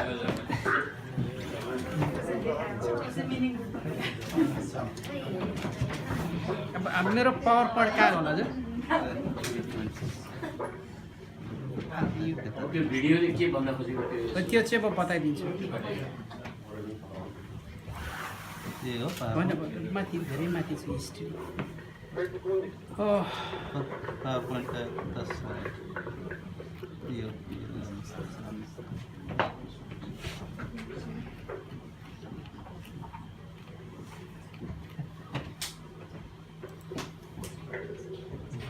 कहाँ हो यसको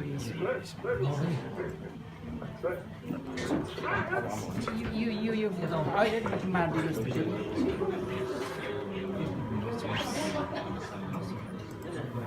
यो हटाइदिनुहोस् भने त्यो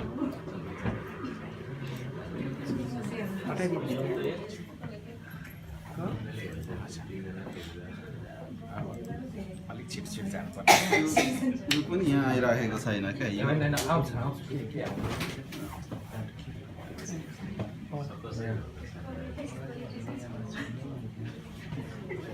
सरी जानुहोस् जान्छ हजुर कटु ए यस नि हाल्नु नि हाल्नु हजुरको निकै रहेछ स्लाइडहरू निकै छिटो छिटो कुदाउने छिटो कुदाइदिन्छु ल म अब कति रहेछ स्लाइड ल होइन बिचमा राखौँला त्यसो भयो भने काटौँला कुनै यी के मैले के भन्नु खोजिरहेको थिएँ भने मिडियाले पब्लिक भ्यू कसरी सेप गर्छ यी मान्छेहरूको कसरी चिनेको होइन जब कि हामीलाई मिडियाले यस्तो कन्सेप्ट दियो कि यस्तो आइडिया दियो कि कोही मान्छे मुस्लिम ड्रेस लाएर हिँड्यो भने they scare because they know that they are Muslim terrorist अनि प्रयोग गर्दाखेरि यसरी देखा भनेर देखाउन खोजेको ल यो अलिकति हामीसँग टाइम रहेन रहेछ म के गर्छु भने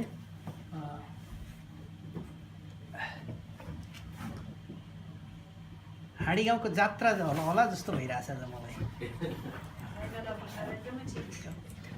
इन्टरनेट ल ओके ठिक छ छोडिदिउँ इन्टरनेटले नागरिक पत्रकारितामा ठुलो न्यू डाइमेन्सन दियो 1970देखि वास्तवमा यो डिस्कसन फोरम निस्किएको थियो तर एलाइट समूहले मात्रै जसको पहुँच थियो त्यसले मात्रै गर्दो रहेछ तर पछि आएर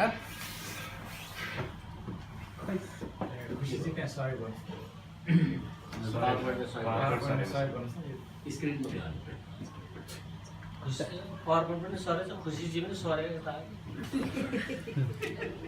होइन यो त ठिकै थियो मैले गरेको होइन अहिले आयो त्यसपछि 1990sमा ब्लक कल्चर आयो तब ब्लक भन्ने तपाईँलाई थाहा छँदैछ त्यसपछि यसलाई चाहिँ डेमोक्रेटिक प्रेस ग्रुपमा लिन्छ जो कोही मान्छेले त्यसलाई प्रयोग गर्न पाउने एउटा न्युट्रल स्ट्यान्ड यसले कुनै जेन्डर एजको रिस्ट्रिक्सन गरेर इक्वल अपर्च्युनिटी चाहिँ मेन एन्ड वुमेन तर 1990sको लास्टपछि चाहिँ बहुत स्पेसिफिक हुँदै आयो जस्तै इयरली 20sमा हेऱ्यो भने स्पेसलाइज गरेर कोही लेडिजको मात्रै कोही साहित्यको मात्रै कोही न्युज एफआइआर मात्रै होइन कुनै चाहिँ स्पेसिफिक लिट्रेचर यस्ता कुराहरू फोकस हुँदै आएर नागरिक पत्रकारितामा अलिकति चेन्ज हुँदै आयो त्यसपछि कम्पेरेटिभ स्टडी गर्नु यसलाई अलिकति यता ल्याउँदा हुँदैन हजुर ठिकै छ हो ठिकै छ देख्नुहुन्छ कम्पेरेटिभ स्टडी गर्दाखेरि त्यसो भयो वेस्टर्न सिटिजन जर्नलिजम र नन वेस्टर्न सिटिजन जर्नलिजममा के फरक छ इकोनोमी पोलिटिकल सिस्टमले गर्दाखेरि त्यसपछि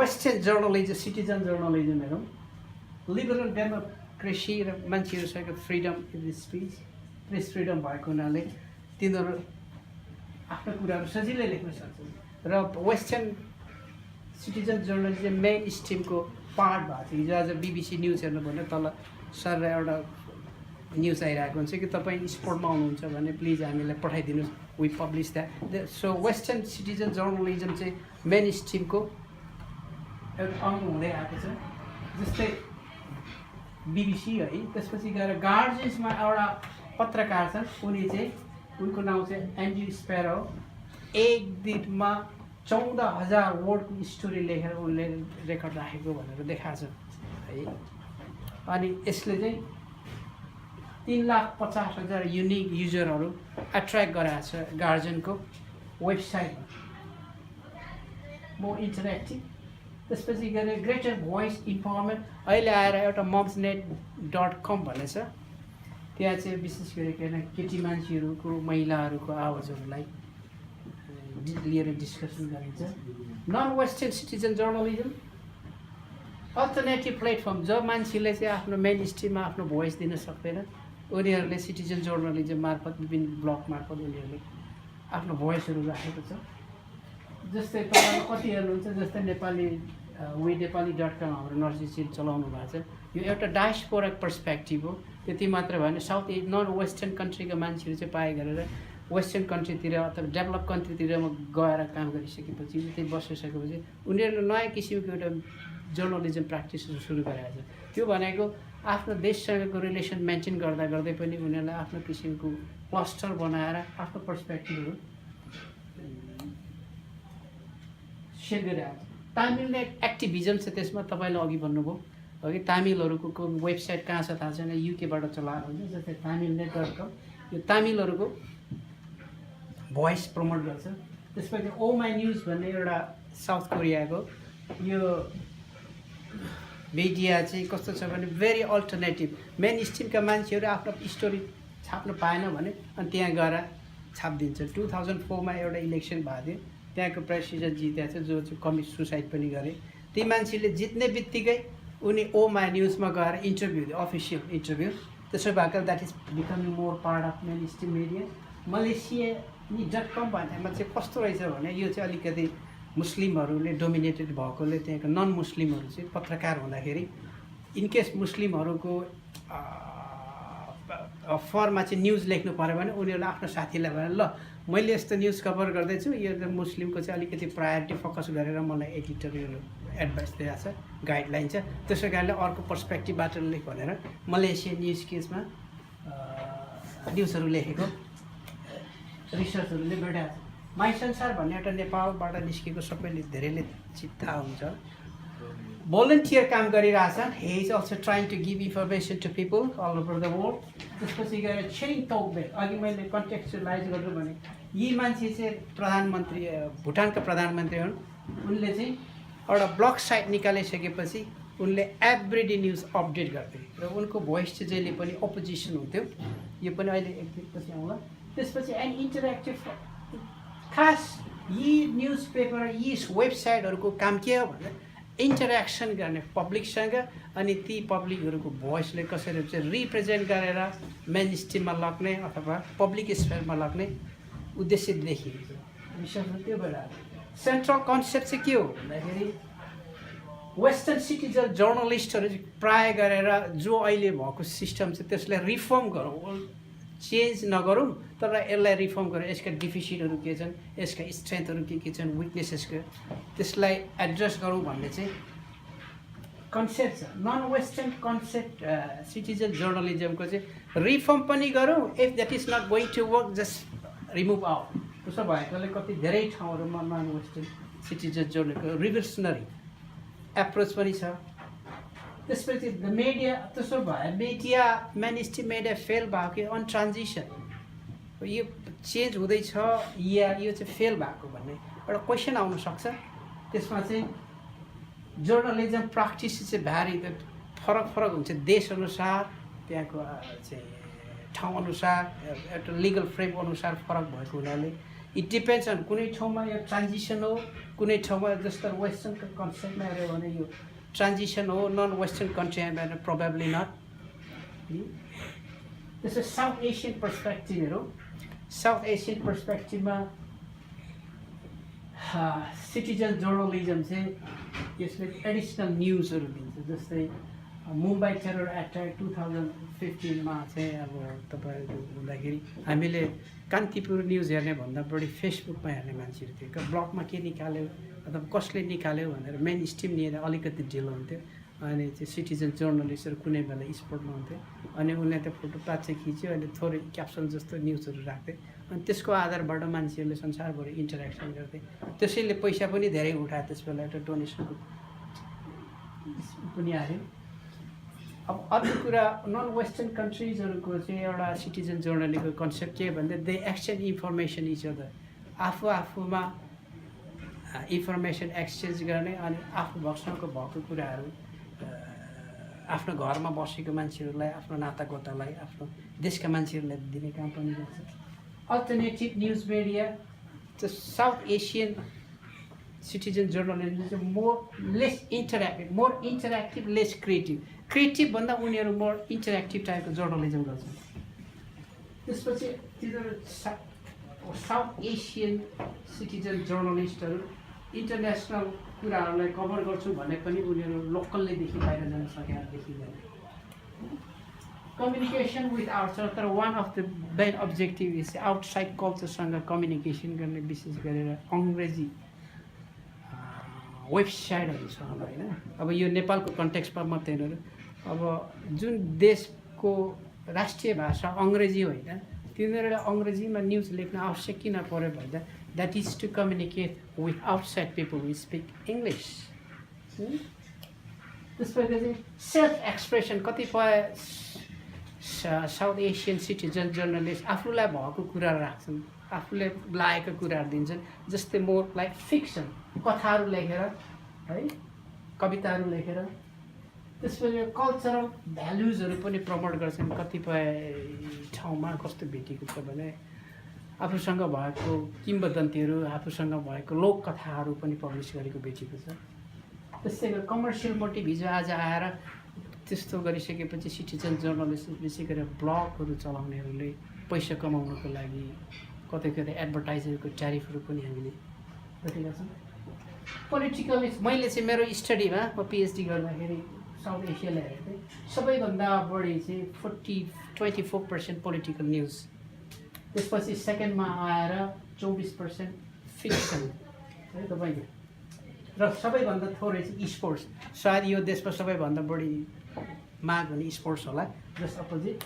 त्यसपछि सिटिजन जर्नलिस्ट। त्यसो भयो भने सिटिजन जर्नलिस्टहरू किन रिस्क गरिरहेछन् भन्दाखेरि चाहिँ अब साउथ एसियामा पोलिटिकल न्युजहरू लेख्ने सिटिजन जर्नलिस्टहरू धेरै मागेका छन्।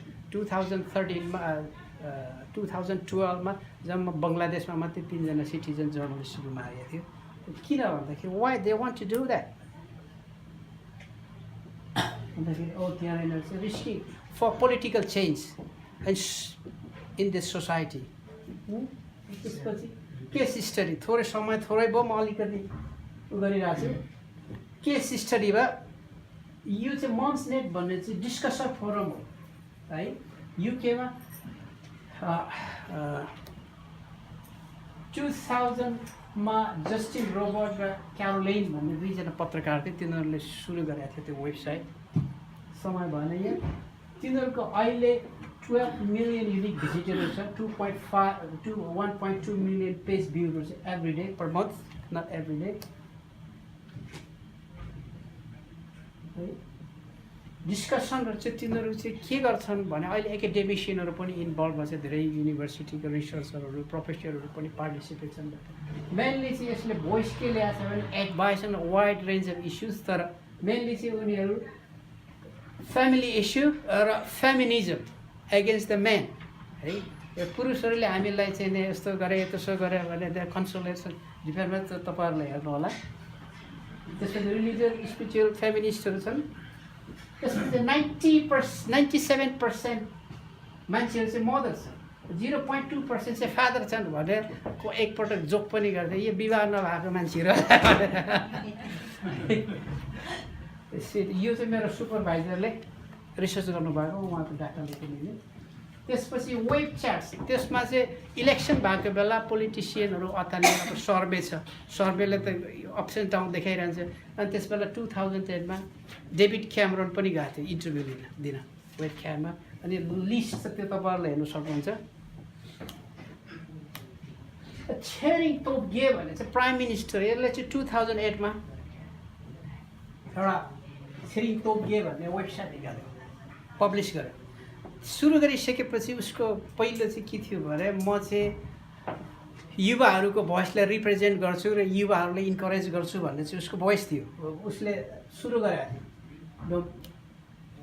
यो चाहिँ सेल्फ फन्डेड, उसले एडभर्टाइज गर्दैन, आफूले वेबसाइटको पैसा तिरेको छ। कन्टेन्टहरू कन्ट्रोल गर्छ, अर्काको आर्टिकलहरू पब्लिस गर्दैन। उसले जे लेखेको छ उसको मात्रै। तपाईँले फिडब्याक लेख्नुहोस्, फिडब्याक लेख्नु र कमेन्ट गर्नुभयो भने पोजिटिभ भनेर राख्छ, पोजिटिभ भयो भने राख्दैन रहेछ। अब मेरो चाहिँ यो स्टडी थियो र मैले चाहिँ यसको आर्टिकलमा एकचोटि तारिफ गरेर लेखिदिएँ। अनि थ्याङ्क यू भेरी मच भने यति लामो इमेल लेखेँ। अनि सेकेन्डमा मैले चाहिँ एकदम क्रिटिसाइज गरेर लेखेको थिएँ अरू भुटा रिफ्युजीलाई। त्यसपछि ब्लक गरेर मेरो त्यो फिडब्याकै जाँदैन है। सिटिजन जर्नलिस्टको एउटा एटिच्युड भनौँ न है। त्यसपछि पोलिटिकल पर्सन, उसले अरू केही लेख्दैन, खालि पोलिटिक्स मात्रै लेख्छ र प्राय गरेर ओपोजिसनको भएको हुनाले उसको भ्यूहरू खालि ओपोजिसन भ्यूहरू रिप्रेजेन्ट गरेको पाएको छ है। त्यसपछि नेसनलिटिक न्यारेटिभ भनेको देश बनाउनु पर्छदेखि उसको अरू कुरै छैन, पब्लिस गरेको कन्सेप्चुअल। यहाँ अलिकति समय यहाँ चाहिँ मैले लिने विचार गरेको थिएँ। त्यो मान्छेले कसरी लेख्छ भन्दाखेरि हेर्नुहोस् है, अब यहाँ Most of the Bhutan's roads are narrow, riddled with potholes, and have not seen many forms of maintenance for years. Naturally, many local residents are frustrated. One such resident is Teng Lam. She lives in Toba and for the longest time has complained bitterly about the state of her road. But instead of continuing to grumble, she decided to take matters into her own hands. She has decided to repair the road herself. If we want to enjoy good roads, good school, and good parks, we better learn like our thing to contribute. March 15 तारिक 2016 मा ल्याएर अब यो अब detail समय भएन, यसमा अलिकति समय जान्छ। के भन्नु खोजिरहेछ भने एउटा सिटिजन जर्नलिस्टहरू कसरी लेख्दा रहेछन् त तिनीहरूको आशयहरू, जर्नलिस्टिक एप्रोच अथवा एथिक्सहरू कसरी युज गर्दछन् भने मैले देखाउन खोजेको थिएँ। पहिलो नम्बर, यो गाउँ भनेको एकदमै अलिकति दुःख पाएको ठाउँ जस्तो लाग्छ मैले हेर्दाखेरि, किनभने उसले अनरिपेयर्ड रोड भनिसकेपछि त्यो गाउँै हुनुपर्छ है। लाम भनेपछि उसको छोराछोरी परिवार छिपेकी छैन, एकजना मान्छेले एकजना बाटो बनाउँछ भनेपछि त्यो पक्कै गाउँै हुनुपर्छ, गाउँको घर हुनुपर्छ है। ऊ आफैले गर्यो भनिसकेपछि त्यत्रो वर्षौँदेखि बसिसके भनेपछि ऊ एक्लैले गर्छ भने she must be widow side, किनभने छोराछोरी अथवा छिमेकीहरूले गरेन। त्यसो भएकोले सी लिभ्स इन ताबो भनेर चाहिँ she does not live with the family and लामो समयदेखि बस्यो भने चाहिँ सम्भवतः है एउटा भिजुलाइज गर्दाखेरि रोड उसको प्राइभेट रोड हुनुपर्छ। कुनै अब भुटान भनेको नेपाल जस्तै गाउँ कुनै गाई भैँसीहरू चराउन जाँदाखेरि भैँसी लड्ने खालको भएर सफा गरे होला जस्तो लाग्छ। त्यसपछि प्राइभेट इस्यु, अब यसलाई चाहिँ citizen journalist as a citizen journal उसले चाहिँ एउटा प्राइभेट इस्युलाई नेसनल एजेन्डा बनायो। भुटानभरिका मान्छेले त्यसरी गर्नुपर्छ भन्ने उनको फोकस थियो।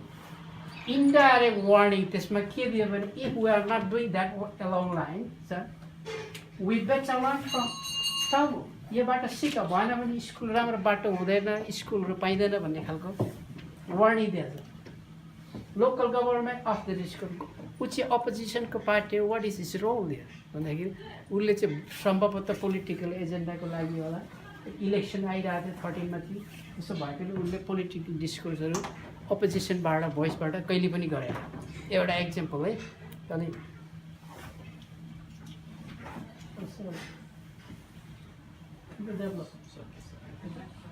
त्यसो भए धेरै छिटो भयो, कतिले बुझ्नु भएन होला। सिटिजन जर्नलिस्ट चाहिँ के हो त साउथ एसियन पर्सपेक्टिभबाट हेर्दा भन्दाखेरि चाहिँ सिटिजन जर्नलिस्टहरू चाहिँ ओपिनियन पनि लेख्छन्, फिचर रिपोर्टिङ पनि लेख्छन्, इन्भेस्टिगेटर पनि लेख्छन्। त्यो चाहिँ वेस्टर्न कन्सेप्टको भन्दा अलिकति फरक छ भनेर मैले देखाएको छु, किनभने उनीहरूले आफ्नो कभरमा त्यो राख्छ। त्यति हो। अब समय भएन, I am very sorry. Any question भयो? अब यो तपाईँहरूलाई चाहिन्छ भने यो वेबसाइटबाट तपाईँहरू हेर्न सक्नुहुन्छ रेफरेन्सको लागि। दाइलाई केही क्वेसनहरू केही क्वेसन छ भने तपाईँहरूले विमलजी तपाईँले अघि सदर साहब एउटा कुरा गर्नुभयो, जस्तो CNN र Al Jazeera they are kind of private organisation हो। मलाई त्यति राम्रो थाहा छैन, यसको बताउनु सक्नुहुन्छ? यस्तो CNN कसरी उदय भयो भन्दाखेरि चाहिँ पहिलो विश्वयुद्ध र दोस्रो विश्वयुद्धमा अमेरिकनहरूले जति वार गरे तिनीहरू सबै BBC-माथि भर परेको थियो। र BBC-ले चाहिँ कस्तो मान्छे जर्नलिस्टहरू पठाइदियो भने सबैजना डराउने, द्याट वाज भेरी बिग वार है। त्यसपछि चाहिँ अनि साहसी मान्छेहरू जाँदाखेरि प्रोफेसनल मान्छे थिएन।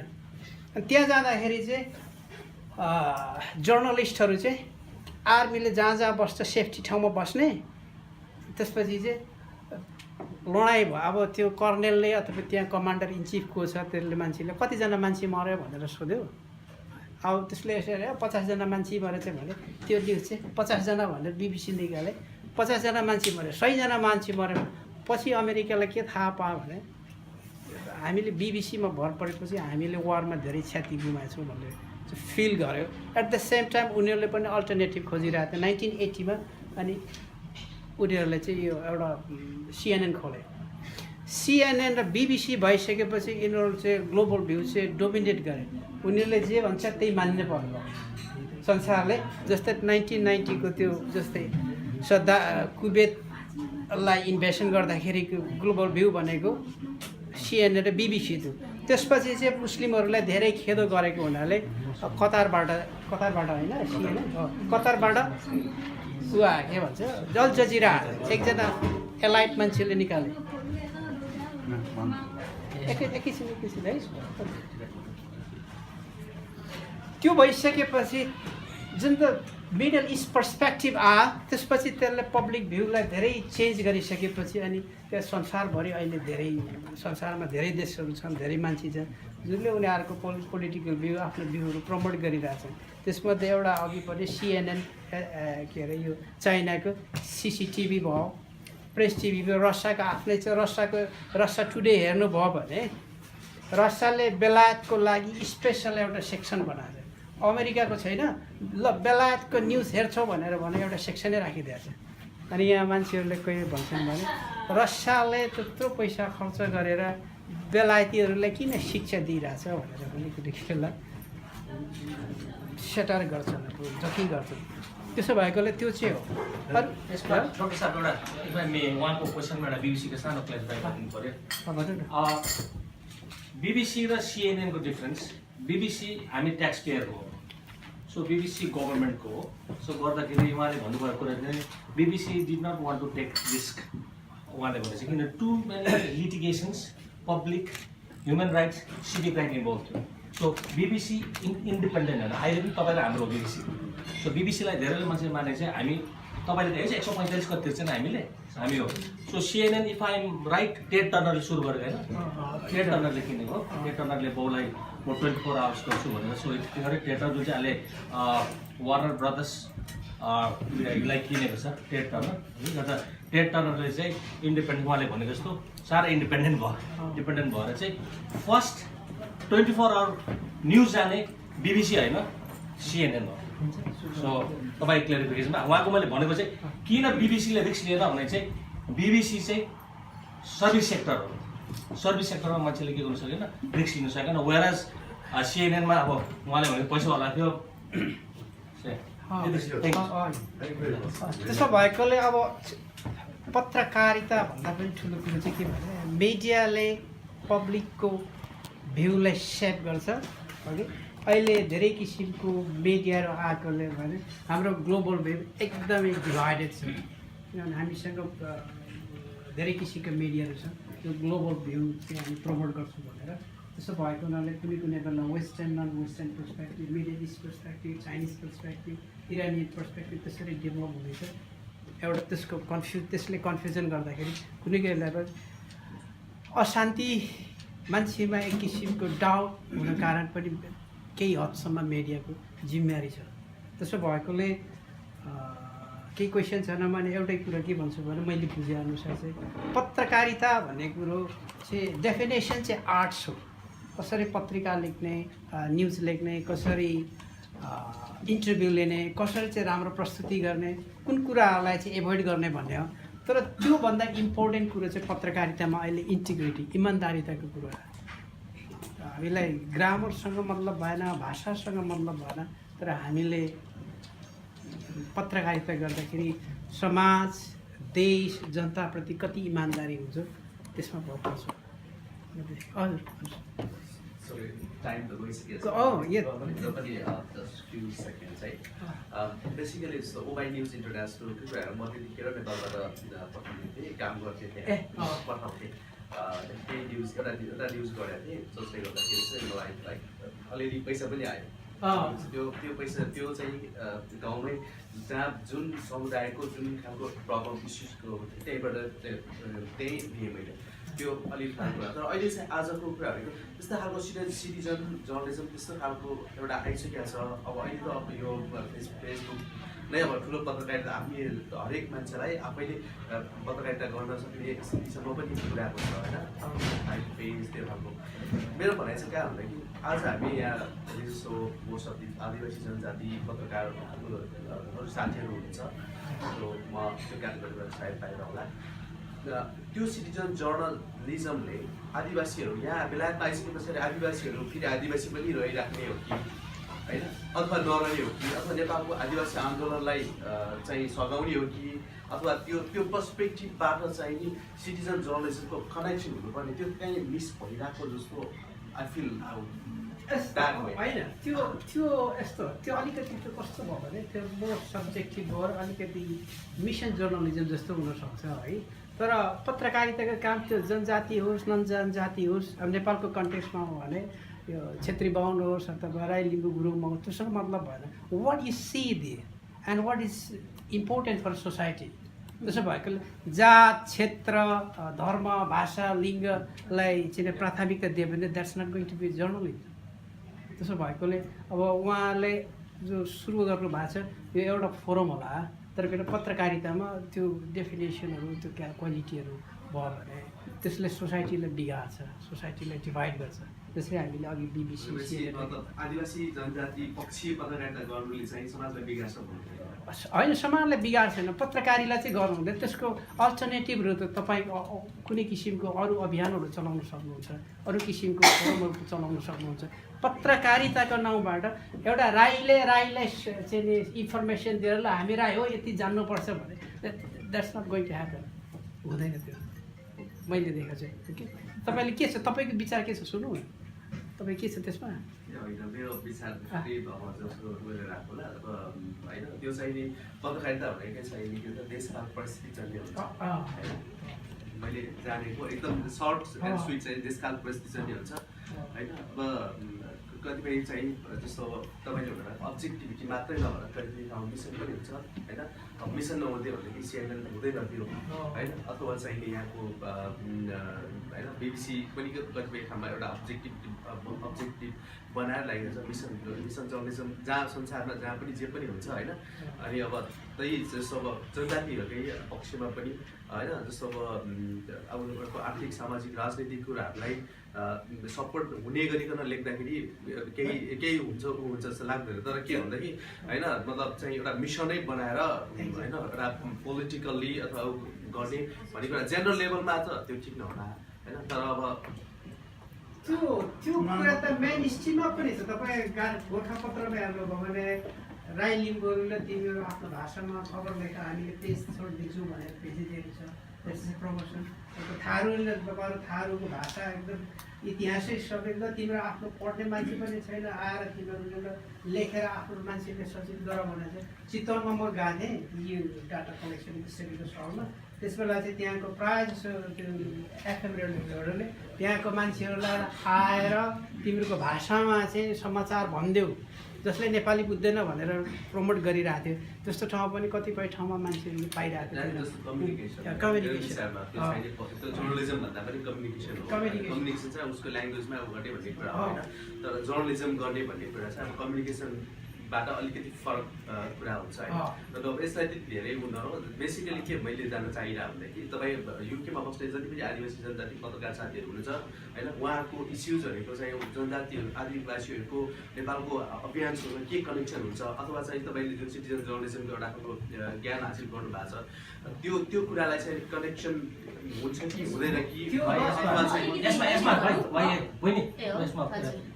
भाइको क्वेसन एउटा सानो भन्दै चाहिँ अलिक डाइग्रेस भयो जनजातिको चाहिँ रिप्रेजेन्टेसन मात्रै तपाईँको यदि कुन कुरा नेपालमा जनजातिको लागि रिप्रेजेन्टेसन भएको छैन त्यो अगाडि ट्रान्सपेरेन्सी ल्याउने मात्रै उहाँको भयो तर जनजातिको इस्यु बनाएर चाहिँ जनजातिकै लागि गरेको पत्रकारिताको प्रिन्सिपल त्यो बस्छ एथिक त्यो बस्छ जति आरक्षणको कुरा गर्नुभयो अघि तपाईँले होइन आरक्षणको कुरा यो राई लिम्बूमा आउँदा गर्छ त्यति हो होइन आरक्षण अहिले आरक्षण नै भने त्यो रिप्रेजेन्टेसन जस्तै तपाईँको राई लिम्बूको लागि दिने भन्ने उहाँले भन्नुभयो तपाईँले होइन तर यो चाहिँ के हो भने चाहिँ तपाईँको जनजातिको इस्यु लगेर चाहिँ आन्दोलन बनाएर मिसन जर्नलिजमपट्टि होइन यदि सबै ठिकै छ ठिक छ तर के अरे जनजातिले रिप्रेजेन्टेसन नभएको कुरा अगाडि लाने तर based on facts not on issues not on के अरे तपाईँको प्रिमेडिटेटेड इस्युजहरूमा चाहिँ आन्दोलन गर्ने चाहिँ होइन सो गर्दाखेरि यहाँको फर्मेसन चाहिँ एउटा सानो क्लियरिफिकेसन लागि चाहिँ रिप्रेजेन्टेसन भएको नभएको कुरा चाहिँ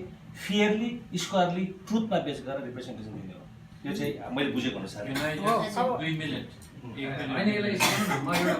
उहाँको क्वेसनको आन्सर चाहिँ आजको हाम्रो उसले नै दिइरहेको छ कि हामी कुन के को लागि के गरिरहेको छौँ जनजाति इस्युमा छैन नि छैन नि जनजाति इस्यु यसलाई चाहिँ कसरी बुझिदिनु पर्यो भने हामी चाहिँ एउटा यो चाहिँ कस्तो भने अभियानकर्ता मात्रै हो क्या हामी चाहिँ जस्तै अब यो पछाडिएको जनजातिहरूलाई चाहिँ हामीले उनीहरूको क्षमतालाई कसरी अभिवृद्धि गर्ने भन्ने मात्रै हो हाम्रो मुख्य उद्देश्य चाहिँ यो होइन कि नेपाल आदिवासी जनजाति पत्रकार महासङ्घले चाहिँ नेपाल आदिवासी जनजातिहरूको मात्रै रिप्रेजेन्टेसन गर्छ भन्ने चाहिँ होइन यो चाहिँ तपाईँहरूले यसलाई चाहिँ पक्का क्लियरली तपाईँले बुझ्नु भए राम्रो क्या किनकि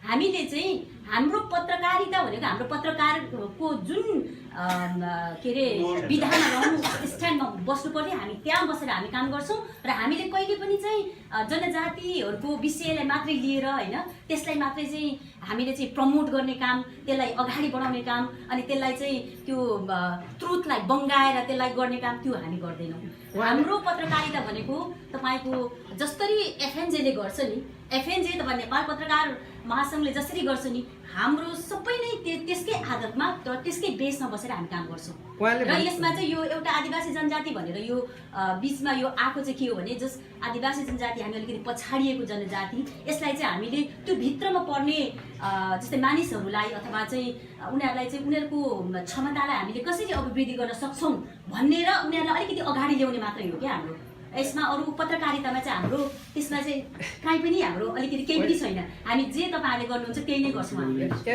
मेरो छोटो कुरा है मैले अलिकति तपाईँले मैले तपाईँले भनेको कुरा म अहिले सायद बुझिरहनु म फेरि छोटो कुरा राख्छु कि मैले प्रेजेन्टेसन जो गरेको चाहिँ त्यो एउटा सिटिजन जर्नलिजमको एउटा प्रिन्सिपल हो त्यस्तो भएको छ भनेर अब उहाँहरूले अब कुनै पत्रकारहरूले कुनै अब समूह नागरिक सिटिजन जर्नलिस्टहरू मिलेर यसो गरौँ भनेको छ भने हामीले त गर्नु केही सकिँदैन अघि तर प्रोबेबली त्यो चाहिँ विथिन एउटा जर्नलिस्टिक एथिक्समा पर्दैन तर सिटिजन जर्नलिजमको बााउन्ड्री छैन they can do anything they like अघि तर हामीलाई चाहिँ जर्नलिजमको नलेज भएको हामीसँग चाहिँ स्किल भएको है र हामीसँग अनुभव भएकोले सिटिजन जर्नलिस्टमा मेन स्ट्रिमसँग एसोसिएट भए नि म चाहिँ सिटिजन जर्नलिजममा एक्टिभ भए पनि प्रोबेबली म चाहिँ गर्दिनँ त्यसो भएको it depends on how you perceive citizen journalism त्यसो भएको हुनाले अब त्यो छ एनी क्वेसन तपाईँहरूलाई मैले फेसबुकमा लेखेको छु principal cause of citizen journalism in Nepal or anywhere is because of social injustice, equality, diversity, governance छैन नेपालमा थिएन अनि जति पनि हाम्रो जति डाइभर्सिटी छ of tribes they are seeking equality त्यो थिएन त्यसको कारणले गर्दाखेरि म आएको आज यहाँ किनभने तपाईँलाई थाहा छ फेसबुकमा मैले पुरानो रेजिमलाई एट्याक गर्छु एट्याक भनेपछि उनीहरूले के काम बिगार्यो अहिलेको नतिजा के हुँदैछ नेपालमा फर इन्स्टेन्स हो कि त्यो अहिलेको by product of the system that had gone on for 200 years गर्दाखेरि मान्छेलाई भोइस चाहिन्छ गाईबस्तुलाई त दुःख भयो भने उनीहरूले आवाज निकाल्छ भनेदेखि मान्छेलाई पनि चाहिन्छ that is our job citizen journalism is not just confined to Nepalese हो कि तर हाम्रो नेपालिज डाइभर्सिटिजमा चाहिँ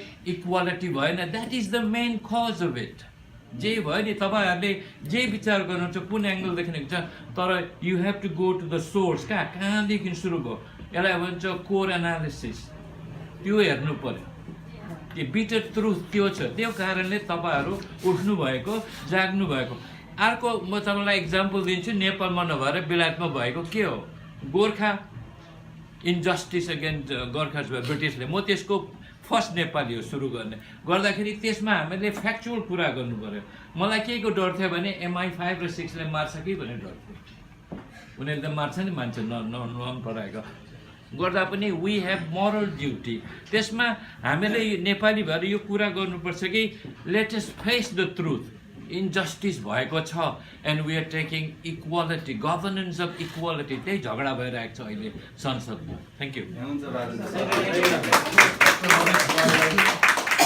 Thank you very much for the question.